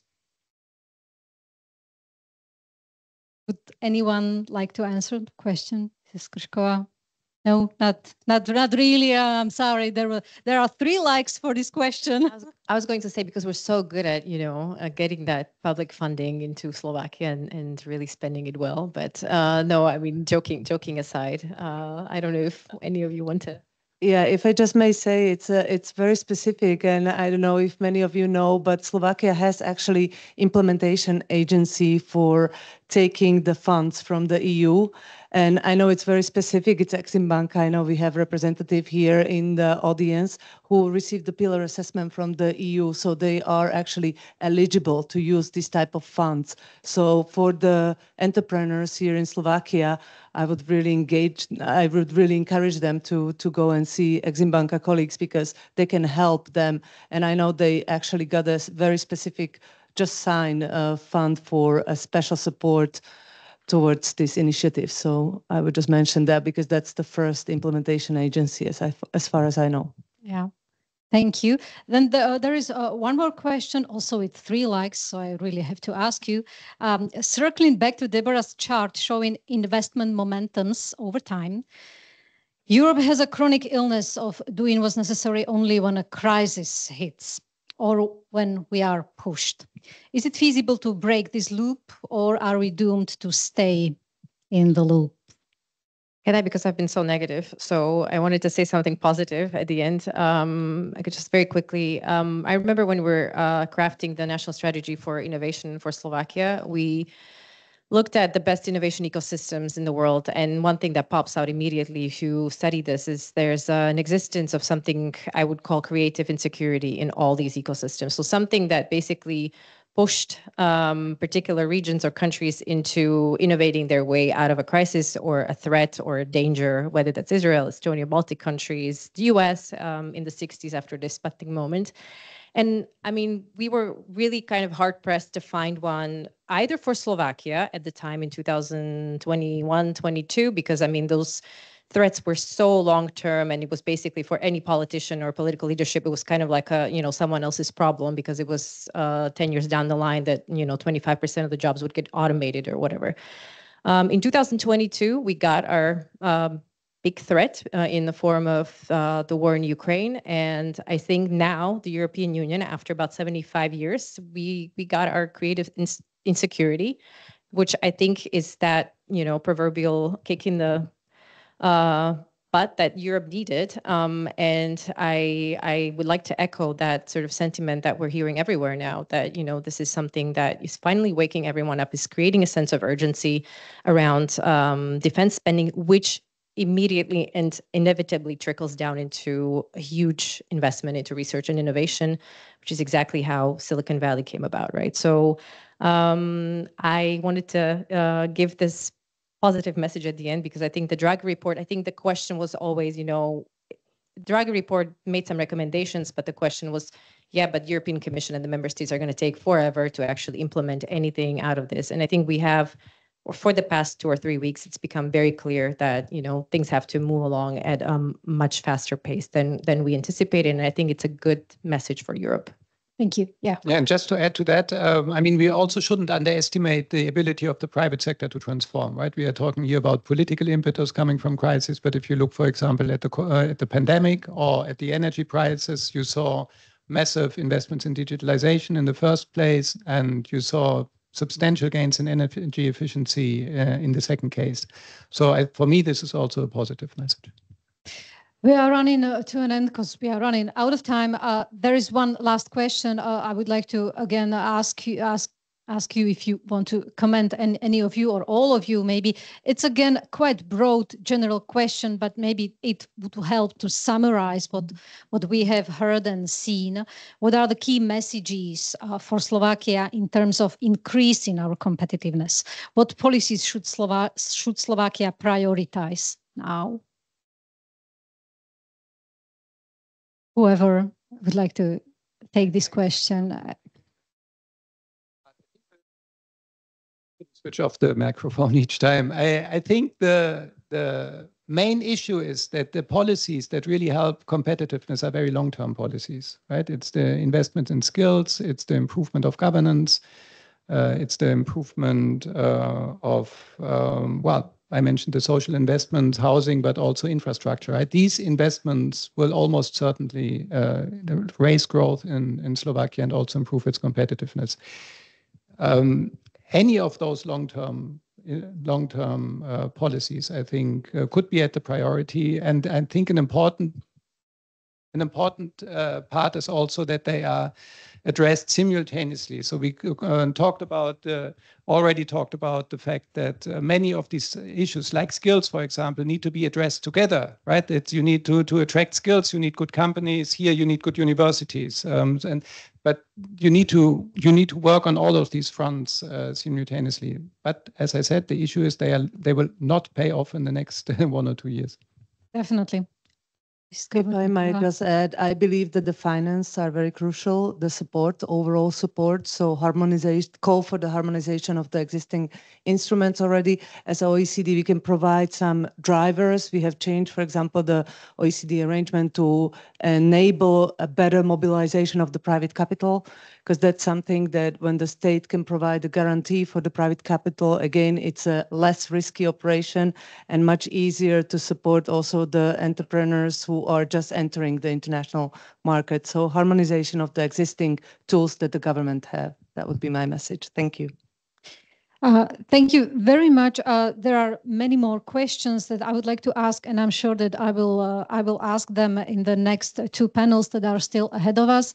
Now I have to really thank you for your inputs, and I will see you again after coffee break. So I would like to ask you to be there at 4:40.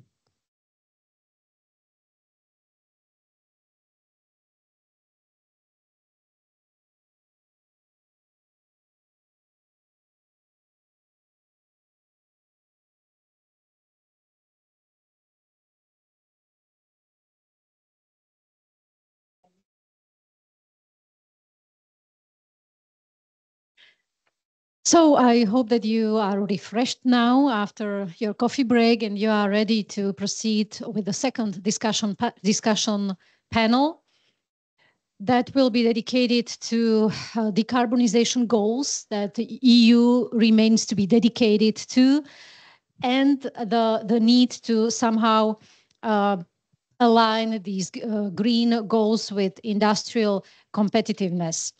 I'm happy to invite here on the stage my panelists, who are Deborah Revoltella, Chief Economist from European Investment Bank. Please join me on the stage. Then we have Michaela Hledková-Plošeková, Head of the Environment Department from Volkswagen Slovakia, as well as Chairman of the Environmental Legislation Commission of the Automotive Industry Association of Slovak Republic.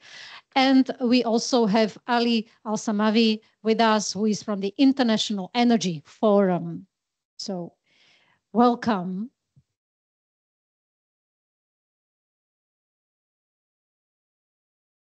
Welcome. And I would like to kick off this second panel discussion with some statistics from your report that were really interesting. And you stated that many Slovak companies, not only Slovak, also European, but especially Slovak companies, perceive green transition rather than a risk, rather as a risk than an opportunity. I would just remind that nearly half of Slovak firms, 48%, view stricter climate standards as a risk, while only 10% of Slovak companies see them as an opportunity. Could you comment on this a little bit? Do you find it a rational business stance? So I think first of all, also, super interesting to know what the real business think about it. Yeah, we are all waiting for comments of Mrs. Plošeková.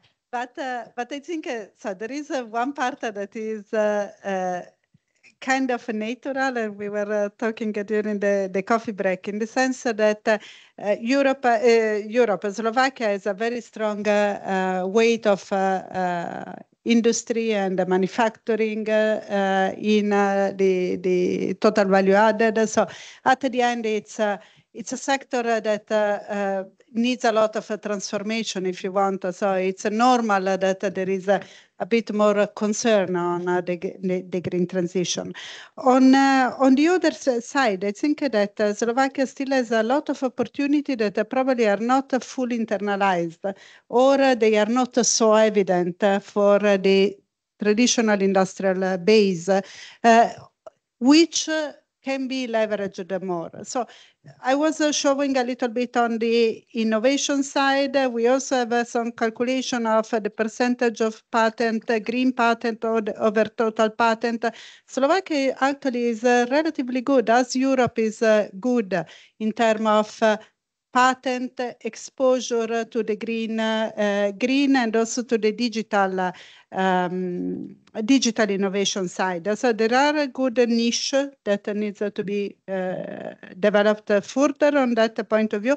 And the other data that I was showing is true. If you go very granular in the green good side and you look at the export, the capacity to take the market grow in terms of export of the green good side, actually Slovakia was quite good. So it means it comes from, if you start from a low number, of course, the percentage is always high. But it was over 260. 200, yes, but actually it means that there is a small market that is growing very fast. And I just wanted to ask you a follow-up question. Was this heat pumps? What was this created by heat pumps? I frankly would have to relook at. Actually, I look there because no, it doesn't matter if you are not familiar with specifically which component was there. Yeah. It's okay. It's okay. Yeah. No, but that I think it's something where maybe also because the transition of some traditional industries can be particularly challenging, there is an opportunity coming from this part of the economy, of the transformation of the economy that can be actually leveraged on. There are, when we talk about the net zero transition, in this moment, there are also many elements that are being considered. There is one point in particular, there is a lot of talking about the simplification, also the reporting requirement. There is the new omnibus coming from the Commission. I think we institutionally were part of also the regulation, etc. But we also see the importance of some simplification on that point of view. Okay. The industry point of view is very clear. But one point that I want to mention is in our analysis, we see that is very important that you can have a simplification, but you don't have to instill the doubt that the net zero transition will derail. If you do so, you lose all the advantage of what we have achieved in the past. I guess if a company, you tell the company, the reporting will be simple, no problem.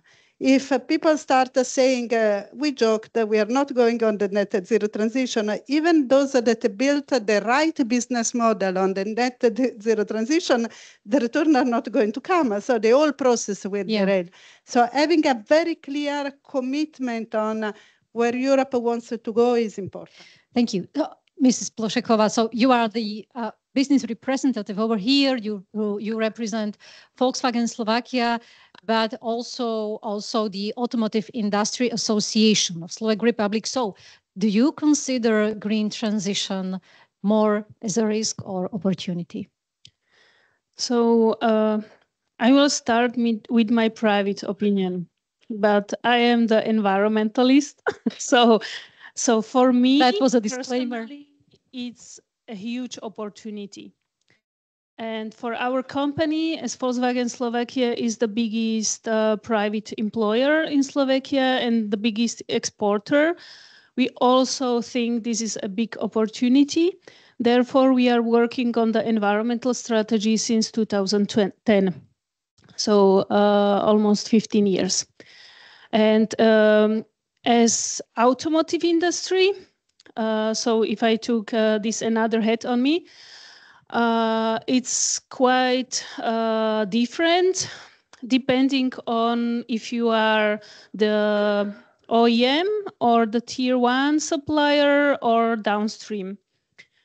Because all the requirements that are coming and that we are discussing are so complicated for all of them, and as you are deeper within the supply chain, more complex it is for you to prepare yourself also for the reporting, what you are mentioning. So from my point of view, if we are going to simplify, it's a very necessary and good way to do that, but not to simplify it on too low level.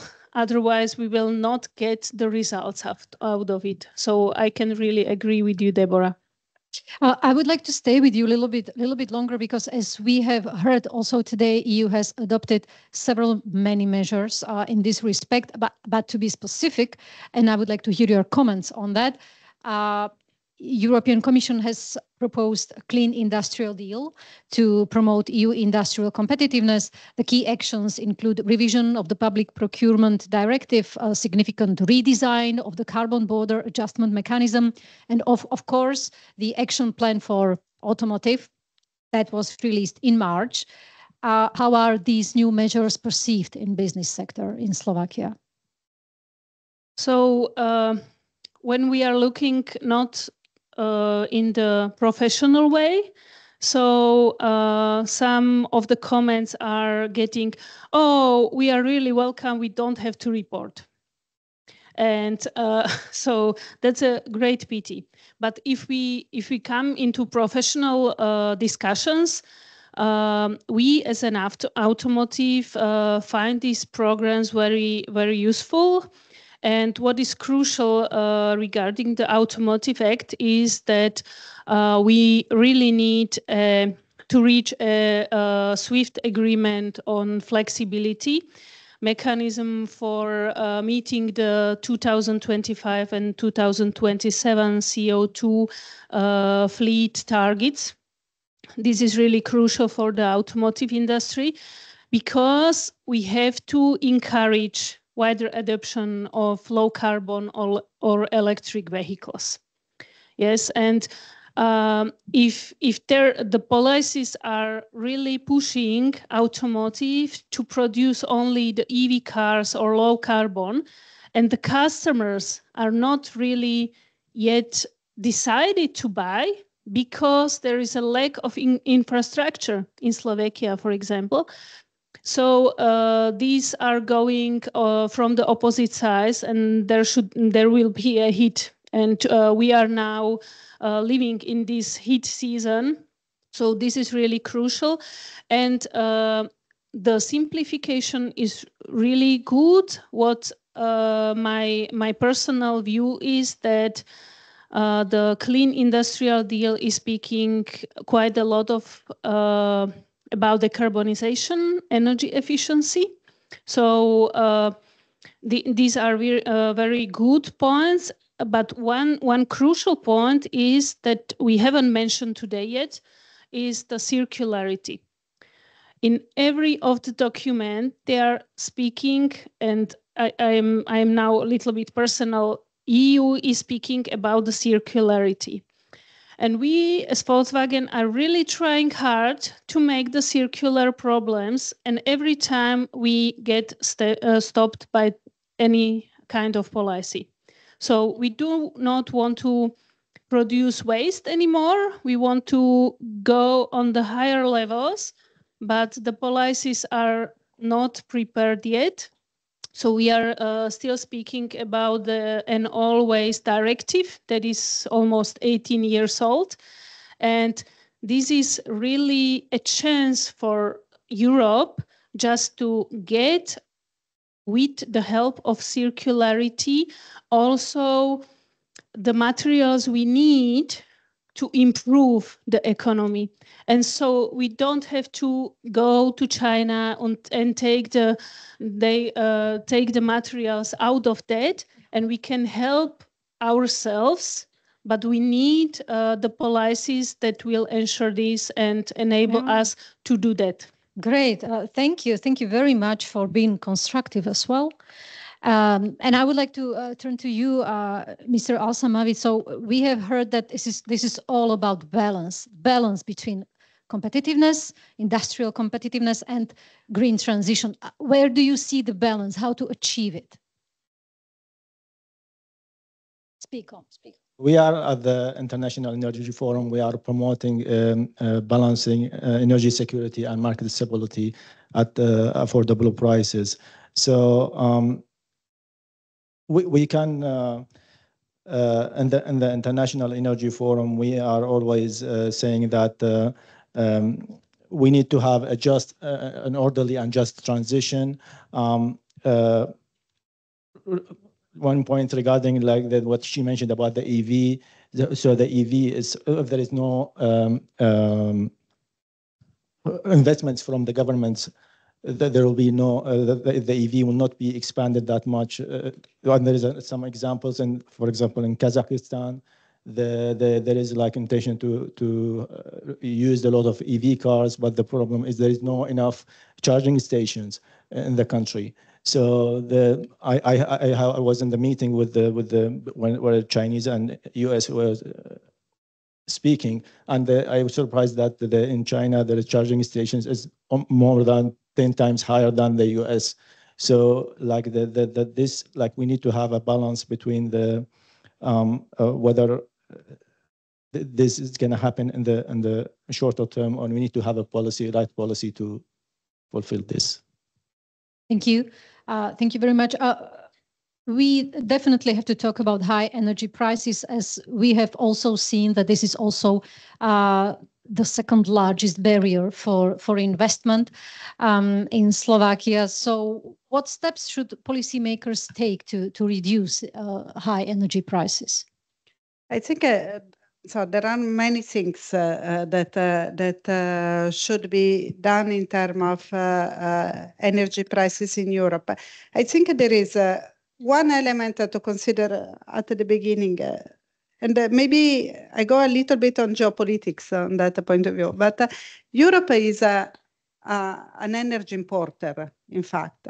And the whole crisis that we see today, so when we think about should Europe continue the energy transition, continue where we are going, we should start from the fact that we are an energy importer. So for us, a transition that is designed with maximum increase in energy efficiency to reduce total consumption of energy, and super deployment of renewable, maybe nuclear. I think I'm maybe it's not now it's fully legitimate to speak about nuclear, but I think also nuclear. But the transformation of the energy production, I think it's extremely important, and it's in our interest, because at the end it means that we produce our energy as we want it, and we don't have to import. So for me, in this moment, geopolitical term for Europe is extremely important to advance in the net zero transition with investment in renewable, maybe nuclear again, with a lot of energy efficiency. The Commission just came out also with a number of act, I think, I don't know if they are act. The one that is quite interesting for me is the sustainable, affordable energy act. Okay, thank you. The Affordable Energy Act. There I found extremely interesting the reference to what I think are a proposal. There is nothing completely fixed, but the idea to looking at also at the taxation in energy that is there. Actually, taxation has quite some effect on the total cost of energy at the European level, and it's very differentiated from country to country. I remember years ago we were looking at there are in the taxation element, there are things that come from the oil crisis of the 70s, some compensation element, etc. So there is a lot also to look at the way in which energy prices are formulated, the taxation of the national level on energy overall, and that's something that is going to be looked at. But I think at the end there are for the net zero transition to function, Europe has to invest in energy renewable production, really invest in the transformation of the energy sector, advance the investment in the grid, and also look at the mechanism in which energy prices, the final energy prices is calculated. Mr. Asmovic, could you comment on Yeah, this is like also like I think there is also additional global factors that also impacting this. For example, the growth in population. So according to the UN, the population will increase from 8.2 now to 9.7 by 2050. So 1.5 billion people will be increased by 2050. In addition to that, there is also like an additional factor, the growth, especially in Asia and Africa, is expecting, according to the IMF, I think 20 to 30% above the world average for the remainder of this decade. Also, like urbanization, we were in Africa, and there were like some estimates saying that the population, the cities that accommodating 5 million inhabitants and more, that it's going to be increased from 19 cities now to 31 cities by 2050. So imagine that how the energy demand will be increased within the next 2 decades. In addition to that, like also tourism, according to the World Tourism Organization, the tourism already surpassed pre-pandemic level, and some estimates indicates that the tourism will reach 4.5 billion tourists annually by 2050, jump from 1.4 last year. So when we talk about tourism, we're talking about like road transportation and aviation.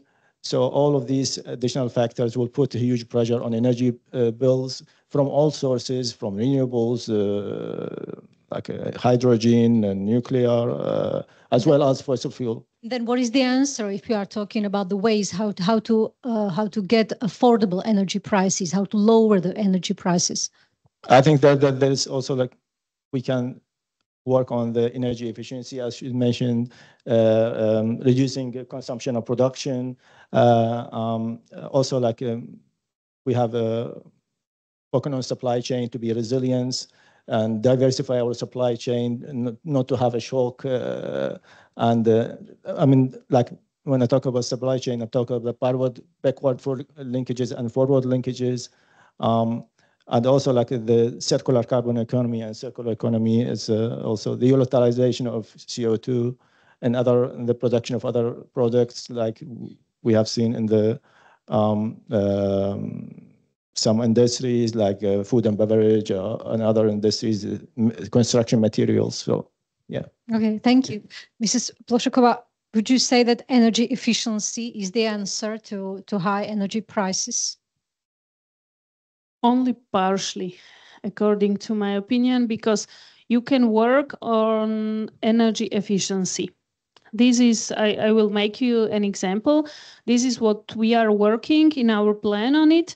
And we have already decreased the energy consumption per produced car based on 2010 until 2024 by 58% per produced car. So this is one point. So you can work on energy efficiency. The second part is how much costs this energy and what kind of energy do you need? Yes, because we are shifting with the decarbonization targets. We are shifting from the simple energy ecosystem to a rather complex and huge ecosystem, because in the past we had nuclear. If somebody needed more energy, there was a coal power plant, and we have gas. So you can just manage all these 3 means of energy quite easy. Now, with the decarbonization, we are switching from gas to heat pumps. From gas to other means, we are using the renewables, and we have to pair this ecosystem so that we have enough energy at the time we need it. But it's not so easy because the sun is shining in summer and during the day, and you need to balance all this.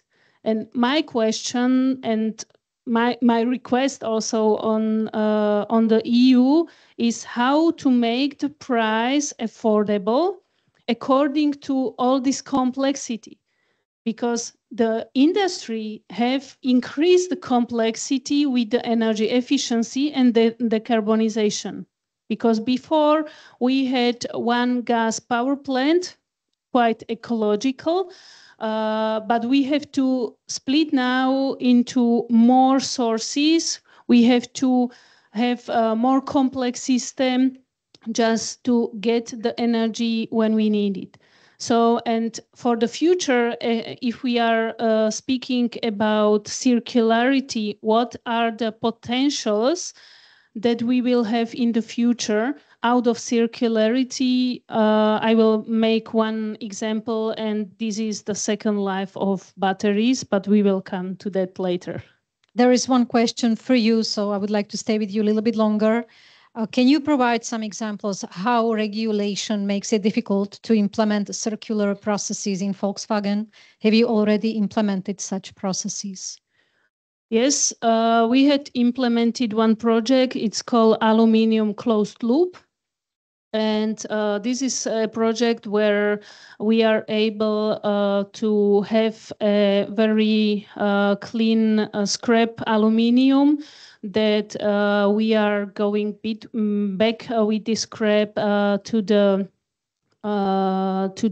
company that is making plattings for us. And so that we are not putting this aluminium on the market, but we are running in the closed loop. And what we are doing, we are still working within the waste system. What we are trying now is just to prevent the waste status or stage. And we haven't finished yet because of the legislation burdens. We are still working on that. But this is one example when we are able really to have the 99% plus assurance that we are running in loops and that is not going to the nature. Thank you very much. There are questions coming through Slido. Several of them regard Russian gas, whether Russian gas could be an option to solve the problem once the war in Ukraine is over. Deborah, could you? I was expecting both of you to answer. No, it's hard to answer such a it's hard to answer such a question. But I mean, like, it's the world is already facing huge challenges in terms of the meeting the electricity demand due to several factors, like that the growing of AI, the electrification, and other things. So I mean, the pressure is already huge in the worldwide, not only in Europe. But I cannot. Maybe you can ask her. So I say my personal opinion. My personal opinion is that we come from, so it's proved that it was a very difficult dependency. And it was associated to an enormous geopolitical risk. Now, yes, maybe it's coming back, but we have a plan that is trying to get out of gas and to get into more renewable, a different energy system. For me, the solution for Europe is to try to get as fast as possible to the new energy system that we want. Then in between, I don't know if at a certain point we will have gas for a period of time, but we can have gas from many parts, from many different sources. So maybe there is an intermediate step, but at the end, I think there is a very strong economic rationale and geopolitical rationale for Europe to move into the new plan for the energy system, which is an energy system designed to be with a lot of renewable, maybe nuclear. I think nuclear could be part of the story, and with a much more resilient system than the one that we had in the past. But it's my personal opinion. I don't think we have I think the Commission has a pretty good opinion, a pretty good plan. It's more or less going in this direction. I don't think... It's definitely a very complex situation where you cannot only take into consideration the price. I would like to move on a little bit to batteries, battery production, which is a crucial part of green transition if we are talking about EV productions.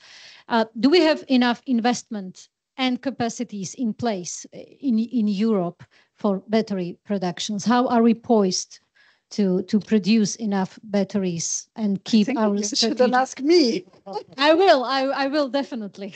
I think I think so. My understanding about I think you should really ask. Okay, let's start. Okay. Well, I can say something. My understanding is that no, definitely we have to invest more, particularly on batteries and on batteries. For what? But I'm super curious to listen to your view. I was listening actually just a couple of weeks ago to the CEO of Renault. Actually, that was publicly speaking, and he was talking about do we need, I rephrase him, do we need Chinese batteries in this moment, or do we have to try to compete with China on the current model of batteries? Is the way in which I understand him, maybe I got it wrong, but he was saying we may be too late to completely replace China on the current model of battery, but we cannot get completely out of the innovation on the looking at this model of batteries, because experimenting with this will be the basis for the next model of batteries, and we need to be ready for that phase. So his view was, let's live with the realization that now China is very strong, it's a strong competitor. Let's try also maybe in some cases incorporate, learn from the technology, do what we can do already, but let's prepare really for the next generation of batteries where we want to be again on the lead. I find it fascinating. It's not me, it's somebody else saying, so I'm interested to know the view of real experts. So first of all, I'm not expert on batteries.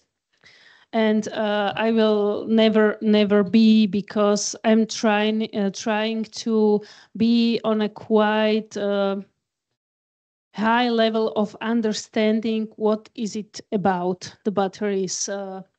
And what you are right, what you understand right from the Renault head, that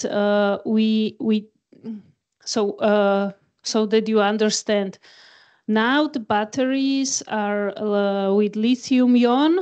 The next generation batteries could be completely different. And I was trying to understand a little bit more about the batteries. And last year I took part on US Congress about the battery R&D. And for me, it was really fascinating how far are they, and that the battery they are inventing has maybe 1% together with the batteries we have now in the cars. And the 1% is that it is getting the electromotor ready for the car, nothing else. And so this is maybe also the opportunity what could European Union work on. How can we provide the batteries for the future, and not to get the R&D that China already done, but work on the future markets. And without maybe the materials that are rare on planet. And this is what really it was for me a big surprise. How could batteries work in just around 10 years? So the R&D, they are working now in Silicon Valley. They are working on batteries. They need almost 10 years of R&D, but there will be self-charging battery. And maybe it could help us also with the energy efficiency and the energy demand that we will need in the future for the car, for the mobility, and the e-mobility. It could be completely different what we think it is now. So we really need strategic approach here and not to work with the knowledge we have now. Thank you very much. Just to wrap up our discussion, I really would like to open also the topic about the clean energy infrastructure, because we will definitely have to scale up our clean energy infrastructure to meet the future demand that will surge in the decades to come. So where are we? Where do we stand here? How can we scale up the clean energy infrastructure? Yeah, just a reminder on this topic about like the lithium it's the problem with it's concentrated in a few countries like Chile, Australia, China, and even if they have the reserves, Ukraine as well. Ukraine, yeah, of course. And even if they have reserves, that there's a problem with the processing, how they can process it to be used in the batteries to use in the EV. So these are, I think, the problem, the issue also related to the supply chain issue and to diversify the supply chain. For the clean, I think that's also the materials. It's an issue that China is, I think, hold most of the renewables sources in terms of as I said, like the rare minerals, all of these things. Even when I was reading the estimates showing that in China the EV penetrations as a percentage to total car in use by 2035 will be around 70% in China, while in the EU around 30%. In the US around 30% as well. So that means that they are really working hard to invest a lot, or they're already investing a lot in the clean energy sources. Okay, thank you very much for your thoughts, for your inputs. We will proceed to the next panel where we will tackle the issue of supply chains, of their concentration that you have already mentioned. So thank you very much once again. You can take seats in the audience. So we are going through difficult times where geopolitical stability is waning and our dependencies are turning into our vulnerabilities. We support free trade, and at the same time, we must protect our national interest and strategic autonomy. How to navigate in this complex situation? I will discuss this with my next panelists, who are Harald Fadinger, who is the professor of the economics at the University of Vienna. Welcome, Mr. Fadinger. Well, thanks very much for the invitation. I'm very happy to be here. Then we will have two ladies who will join us online. Zuzana Gentner-Vavrova from European Commission, DG GROW. And can we hear each other? Yes, hello, good afternoon. Good afternoon, Mrs. Vavrova. And then we also will have on this panel Emilia Timis, senior economist from the World Bank. Can we hear each other, Mrs. Timis? Hi, hello, good afternoon. And very sorry not to be able there in person, but happy to connect this way. We are happy to have you with us. So, as I said, we are living in a new geopolitical reality where new trade barriers are being raised, and we can see the rise of protectionism. Who's the winner of this situation, and how should EU react to remain its competitiveness? Okay, well, that's a very good question. As you all know, not least since the first term of Donald Trump, basically the global world trading system has very much been put into questions because the order that was established by Western economists post-World War II basically started to fall apart because the US started to put into question the system they had actually put in place themselves, which I doubt was a very good idea. And this coupled with the global tensions also arising vis-a-vis China and more recently also with Russia, and the second Trump term where he's basically threatening to put the 25% tariff on everything that moves, has put Europe in a very difficult situation, right? Because Europe is traditionally very outward oriented. It's a very internationally open economy and therefore reliant on having access to foreign markets.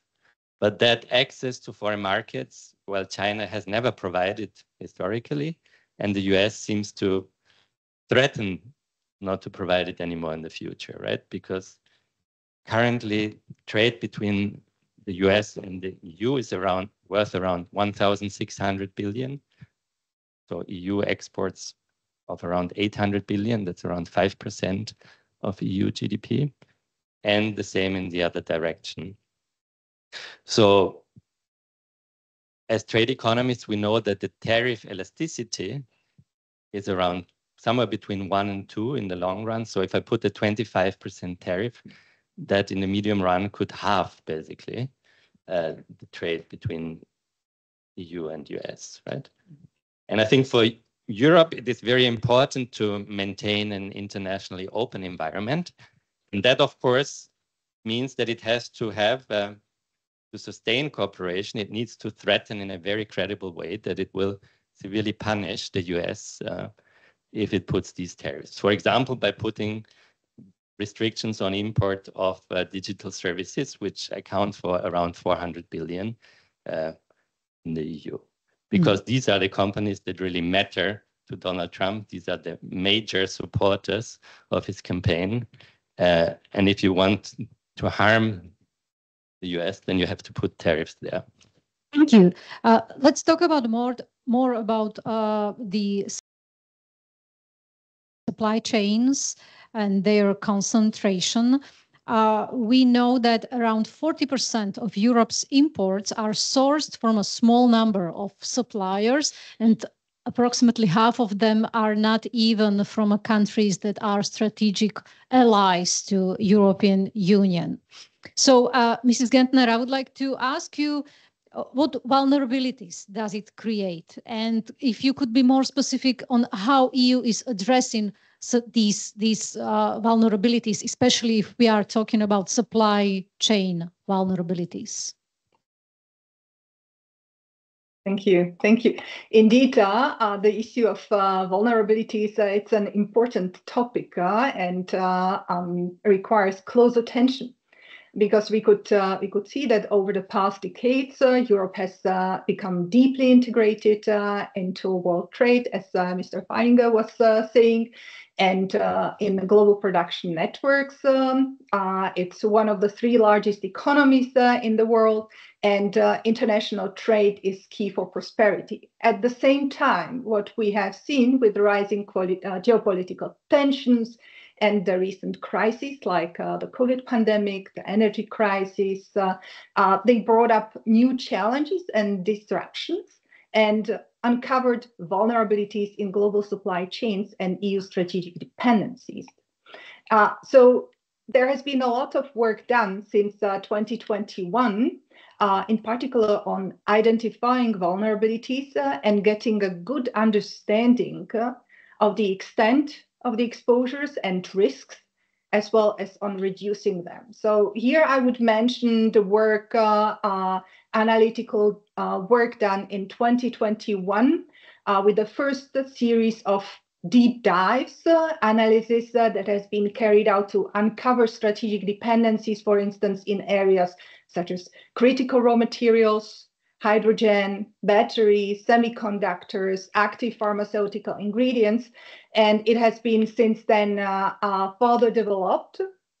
And measures have been taken to reduce the strategic dependencies and make the supply chains more resilient. So just to mention a few, the starting point was to have a systematic data gathering and monitoring on the state of competitiveness of the single market, for instance, through the annual single market and competitiveness report, which has been published. It's always around January of the year, together with a scoreboard, tracking progress on more than 150 KPIs and also on supply chain monitoring.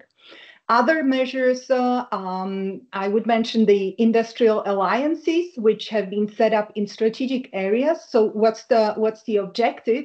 The objective, for instance, in the area of raw materials, hydrogen, batteries, the objective was to bring and is to bring together stakeholders from across the whole supply chain, also connect supply and demand, build viable pipelines of projects, and also identify challenges and obstacles, even regulatory ones, for instance, in the area of hydrogen, also identify funding needs and also help to mobilize investments.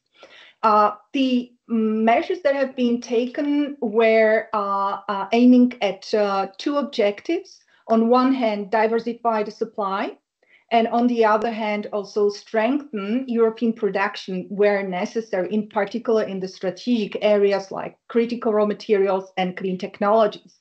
And for that, I would mention also two landmark pieces of legislation, the Critical Raw Materials Act and Net Zero Industry Act, that have been adopted with the objective to provide a predictable and enabling environment, and also to give clear signal to businesses and investors, and in this way stimulate investments in production and manufacturing in these areas. So these are just some of the examples of the work on reducing strategic dependencies and boosting resilient supply chain in the EU, and the work will continue, as you can also see from the latest strategies as the Competitiveness Compass and Clean Industrial Deal. Thank you very much. We will definitely come back to you, and I will ask you to elaborate more on those measures that you have mentioned. I would like to pass on to Mrs. Timis, and I would like to mention World Bank report, Clean Tech Value Chains, which flags the global rise of targeted policies for the green transition and comeback of industrial policy aimed at changing the structure of economy today. Could you be more specific on the key components of this new trend in industrial policy? What is changing right now globally? Yes, thank you very much. As Harold already mentioned, we know and we have a lot of evidence that trade is welfare enhancing globally and regionally. So, I mean, very at the basic level, the recent geopolitics are reversing the globalization trends and tilting it towards much more multipolar economic setup. So from the pure economic perspective, of course, this is a global loss. And I think earlier panels, and panelists already put some numbers behind the industrial policy numbers in China and in the US. What we do in our regular economic report, this time looking at the clean tech value chains, is take these critical policy shifts as given from the EU member state perspective, together with this EU onshoring drive for multiple reasons, and look a bit at the implications this may have for the EU member states, especially those that, as World Bank, we work a bit more closely with. So these are Central and Eastern European countries, Romania, Poland, Bulgaria, and Croatia. So we did quite complex exercises on mapping several value chains at the top of Net Zero Industry Act that Zuzana also mentioned. and those that are at the core of the Draghi report. So we focused on electric vehicle batteries, heat pumps, wind energy, solar PV, and electrolyzers. In addition, we also wanted to look at regional and global firm supply networks using novel data sets and talk to investors to see what motivates them to invest in particular EU member states. Again, because we wanted to look from this perspective. So what we show, given these big policy shifts by the global players, is that for the EU member states, they create considerable opportunities, as the EU countries on the one hand already participate in these clean tech value chains, and of course, given the EU ambition going forward. So our simulations show that at least in these three in four countries, they can potentially triple their exports in the clean tech value chains that we analyze if they maintain the current market share, and even quadruple them if EU really goes for their ambition set out in Net Zero Industry Act. So of course that varies across countries, but the opportunities are there. You said that your research was focused on what motivates investors to invest in EU countries when we are talking about clean tech, and that you actually made your survey in not in Slovakia, in other countries, in Bulgaria, Croatia. I can't name them all. And in this context, I would like to know if there are some major takeaways from your work that could be also applied to Slovakia. Yes, so the surveys are quite small in our case, not as extensive as our colleagues at EIB, but they're very consistent. And I think from the industrial policy perspective, the message is very clear, is that on the investors in clean tech markets, at least, for them, industrial policy subsidies are on the horizon, but they're no way a top priority. What matters for them is, of course, market size and the return, and it's very still, given the fragmentation, very much national market size, energy costs that Deborah already talked a lot about, skills that come up again, and it's only fifth or sixth on the list that we come to government incentives. So it's on the investors' horizon when it comes to industrial policy, but this broader ecosystem really matters much more to them. Thank you. Thank you very much. Mr. Fadinger, EU has win-win opportunity to strategically partner with other countries that are rich in materials that are needed for clean tech. What prospects do we have as Europe here? Well, so if you think about strategies in terms of gaining independence, it's not that we suddenly have to do with everything within the EU necessarily. We just have to make an assessment how we can diversify risks. Some things might obviously most cheaply be produced elsewhere in countries with which the EU has connections and partnerships. So obviously the establishment of free trade agreements that could diversify sourcing would help, right? I mean, the real problem is that for some products, the supply chains are very complex, right? If you think of batteries, there are some critical raw materials involved that are very highly concentrated in production in China, for example. So there, it might be actually necessary for the EU to make conscious efforts to find alternative mining opportunities and maybe even open mines itself to have potential supply insurance, right? Because, these batteries then trigger a very long supply chain further down, going all the way to electric vehicles and further applications.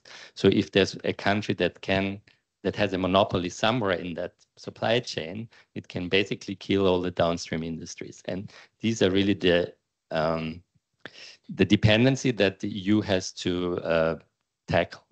But whether this is done kind of within the EU or with type of friendshoring, that has to be assessed on a case-by-case basis, right? Because not everything can be very cheaply produced in the EU. Because, Some things are expensive because of high labor cost or because of high energy cost, and they can more cheaply be done elsewhere. So one has to do this also on a case-by-case basis. Many factors. There are many factors to be taken into consideration. Mrs. Gentner, you have already mentioned the industrial partnership with third countries focused on the supply chain of critical materials production. Now I would like you to elaborate a little bit more on this. Where do we stand currently? Because this seems to be the crucial part of what we are talking right now. Thank you. Indeed, and that will also resonate with what Mr. Fundinger was saying when it comes to approach to raw materials.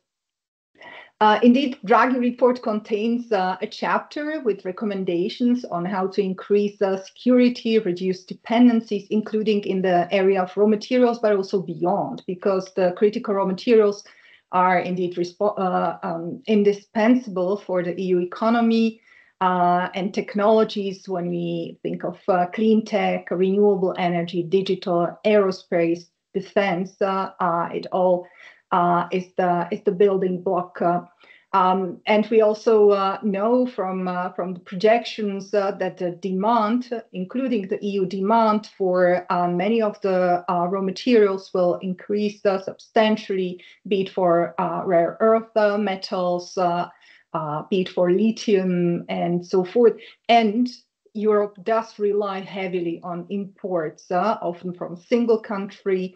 And what we have seen from the recent times is not only the issue of strategic dependencies, but also the weaponization of the strategic dependencies, which brings up new challenges. So at the European level, the approach has been articulated through the European Economic Security Strategy, with the 3 pillars to promote competitiveness, especially by really tapping into the possibilities of the single market, also protect EU security and partner. So the strategic partnerships actually fall under this 3rd pillar. And it's we speak about economic diplomacy, we speak about raw materials diplomacy, and nowadays the EU has 13 raw materials partnerships with countries around the globe. And the objective is to work together, not only to diversify supply chains, but also to collaborate on science, technology, innovation, so to have a win-win situation, also on, in terms of good governance in the mining sector, so be responsible, aligned with ESGs.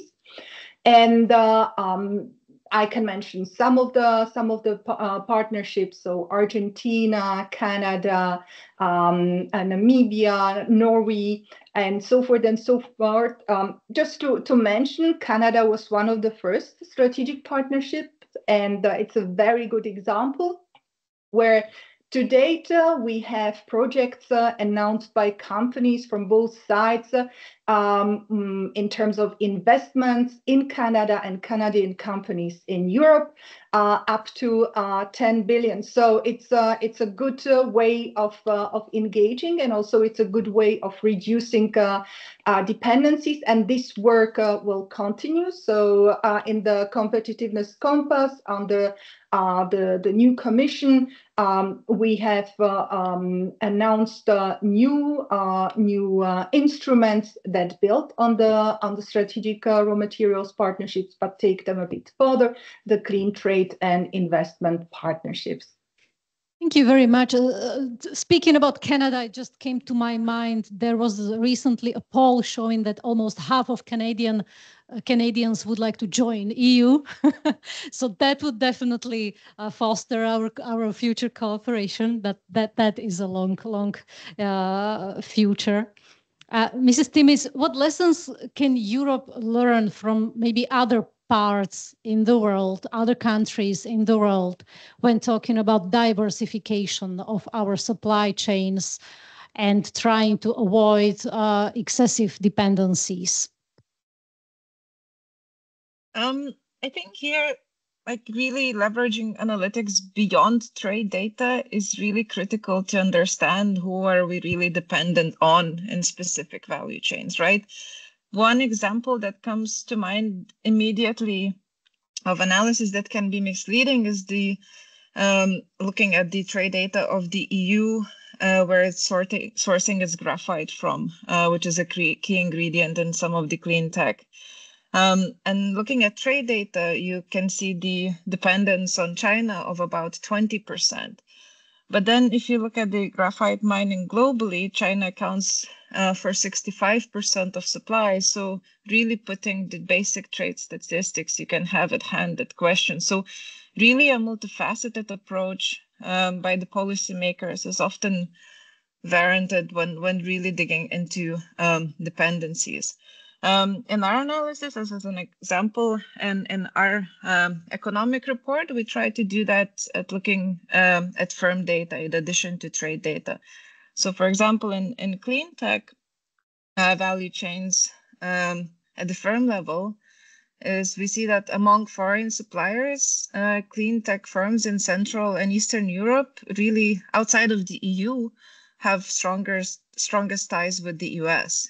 And this importance of the US as a supplier indicates that more inward-looking trade policies, and especially this tariff escalation, and aiming also the policies aiming to reduce EU supply reliance outside of the EU, really risk impacting the supply cost curve of clean tech players in the member states. Thinking of other regions, interestingly, our forthcoming report on firm productivity in East Asia and Pacific, where my colleagues interview several multinationals operating in the region, reminds us that a lot of these firm level relationships are relational contracts, right, that are formed and deepened over time and depending on structures beyond the institutional setup, like trust, right, and partnership between firms. So switching away from one country and suppliers to others can be much more costly than at the face value, especially as alternative suppliers within the EU. Borders may be limited or engaged in other relational contracts with other multinationals that could be in your competing member states. So in terms of policy, I think it's not only regulation that is very important, but also longer-term clarity of policy direction that firms can really leverage when thinking about these longer-term relationships. And that's what we're lacking at the moment. Thank you very much for raising also the issue of regulatory framework. And there I would like to turn to you, Mr. Fadinger. What regulations are we missing here if we are talking about reducing our dependencies, vulnerabilities, and increasing our economic resilience? Well, I mean, it's not that regulation is always good, because there are also costs to regulation, obviously. And we know even the European Commission is sometimes not that good in providing regulations because they're sometimes overly bureaucratic. So there are costs and benefits, but I think the cost is right. Firms usually don't, or very often do not realize what their strategic dependencies are because they don't have the full picture of the value chain in place. So this is clearly something where public intervention can help, right? So the EU, basically, the Commission, can have that global picture and decide on a case-by-case basis what kind of regulation might be necessary in order to diversify supply chains so that firms don't overlook these dependencies. You also have to be smart in terms of kind of using your strategic potential. I mean, I think there was this issue raised whether we should start to source gas from Russia again. Now that we have built the LNG terminals, we have an alternative source. So, right, now Russia can no longer extract all their surplus from that relationship because we can always source LNG if we want to, right? But now we can put something on the table in potential peace negotiations with Russia. So I think regulation can help if it's smart, but it's not that we kind of have to put rules for everything, right? So industrial policy usually works to address certain market failures. These coordination failures that have been mentioned in these very complex value chains, they can help to address issues like dynamic increasing returns to scale, where basically unit costs really fall when you produce, or there are large spillovers from R&D like you have in defense. So where it might not be ideal to import defense goods from the US, because then you don't have all these local spillovers, which have been proven to be very important for, like say, Israel or the US. So I don't think that there is like one grand policy recommendation. I think you have to carefully design it on a case-by-case basis. Yeah. Thank you very much. Mrs. Gentner, I would like to ask you to address also one topic that was raised during our discussion today several times, and that is the fragmentation of single market, which is core for our competitiveness. So where do we stand as a Europe in our efforts to reach full implementation of single market? Thank you for bringing up the single market. I'm afraid I don't have yet the news that we have addressed all the barriers. It might be a project that will require continuous effort. What it's very clear that the single market is the key amplifier for the productivity growth, because as Harold was saying, it provides the large demand pool, diversified supply sources. It provides the scale that is necessary for companies to innovate and grow. But yet we see that the barriers persist, and also the administrative burden holds it back from reaching the full potential. So if we look at the spectrum, for instance, in the area of services, we see that the single market remains fragmented, and we see there are a combination of regulatory and also administrative barriers.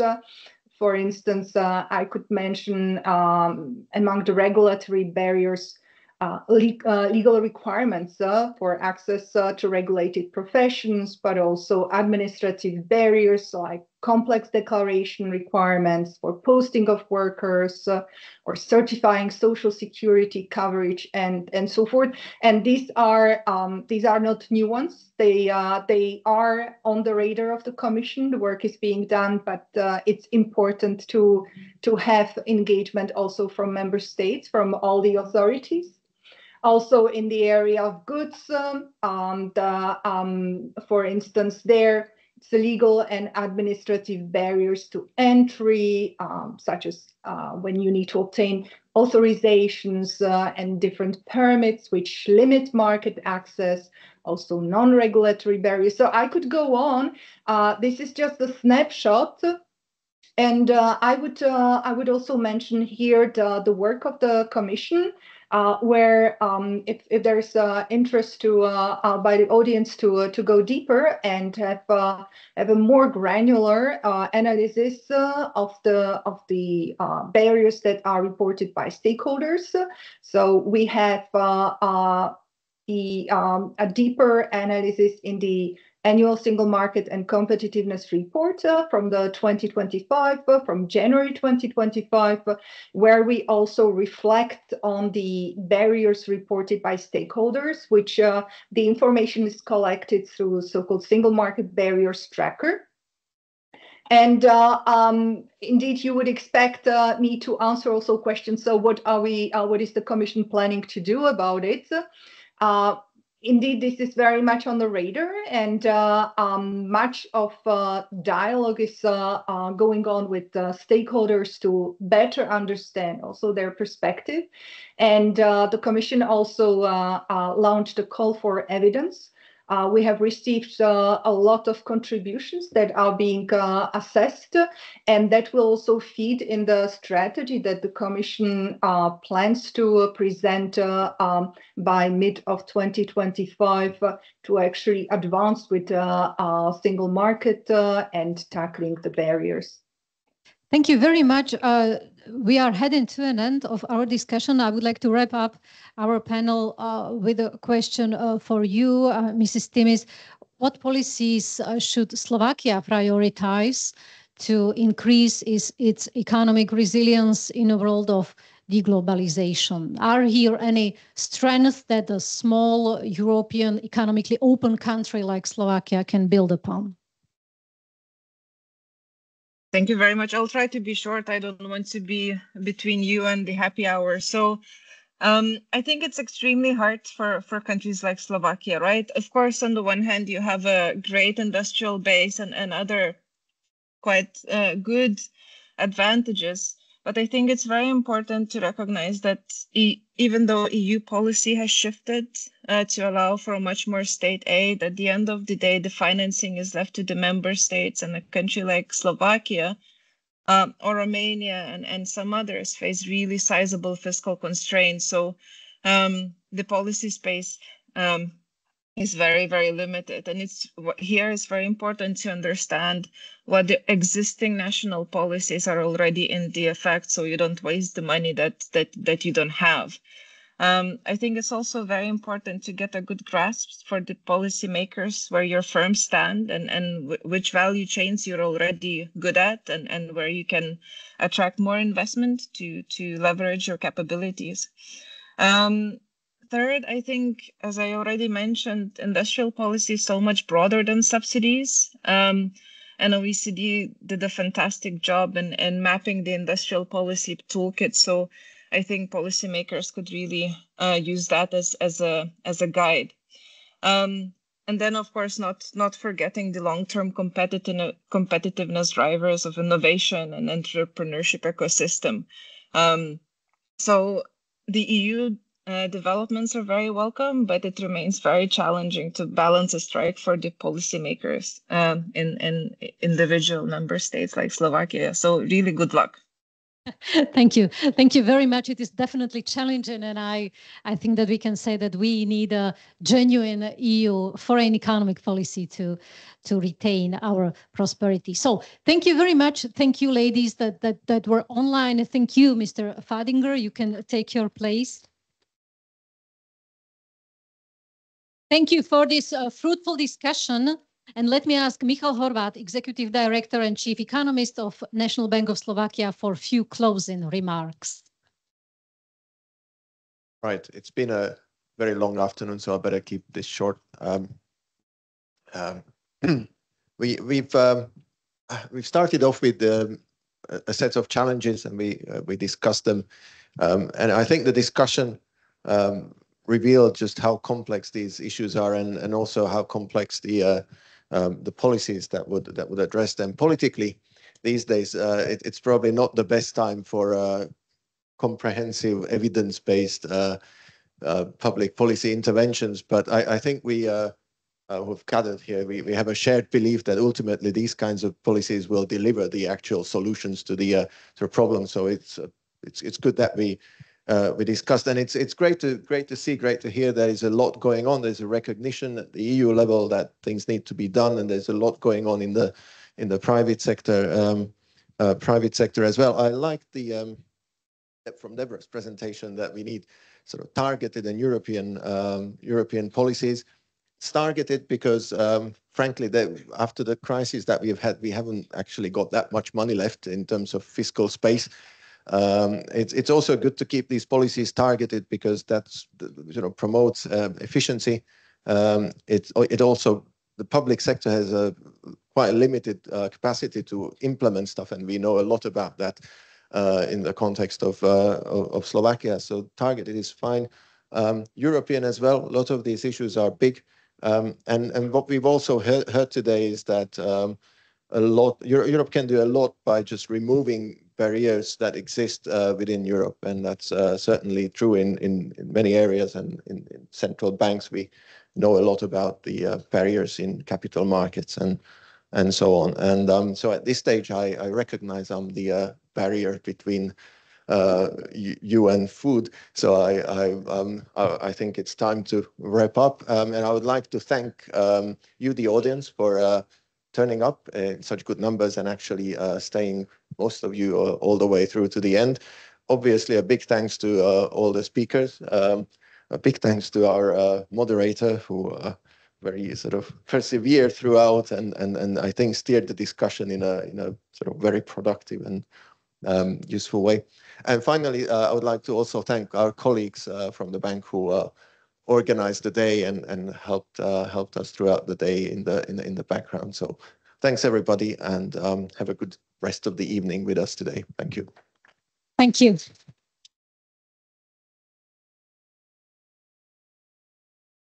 Thank you very much, and just let me welcome you to the reception.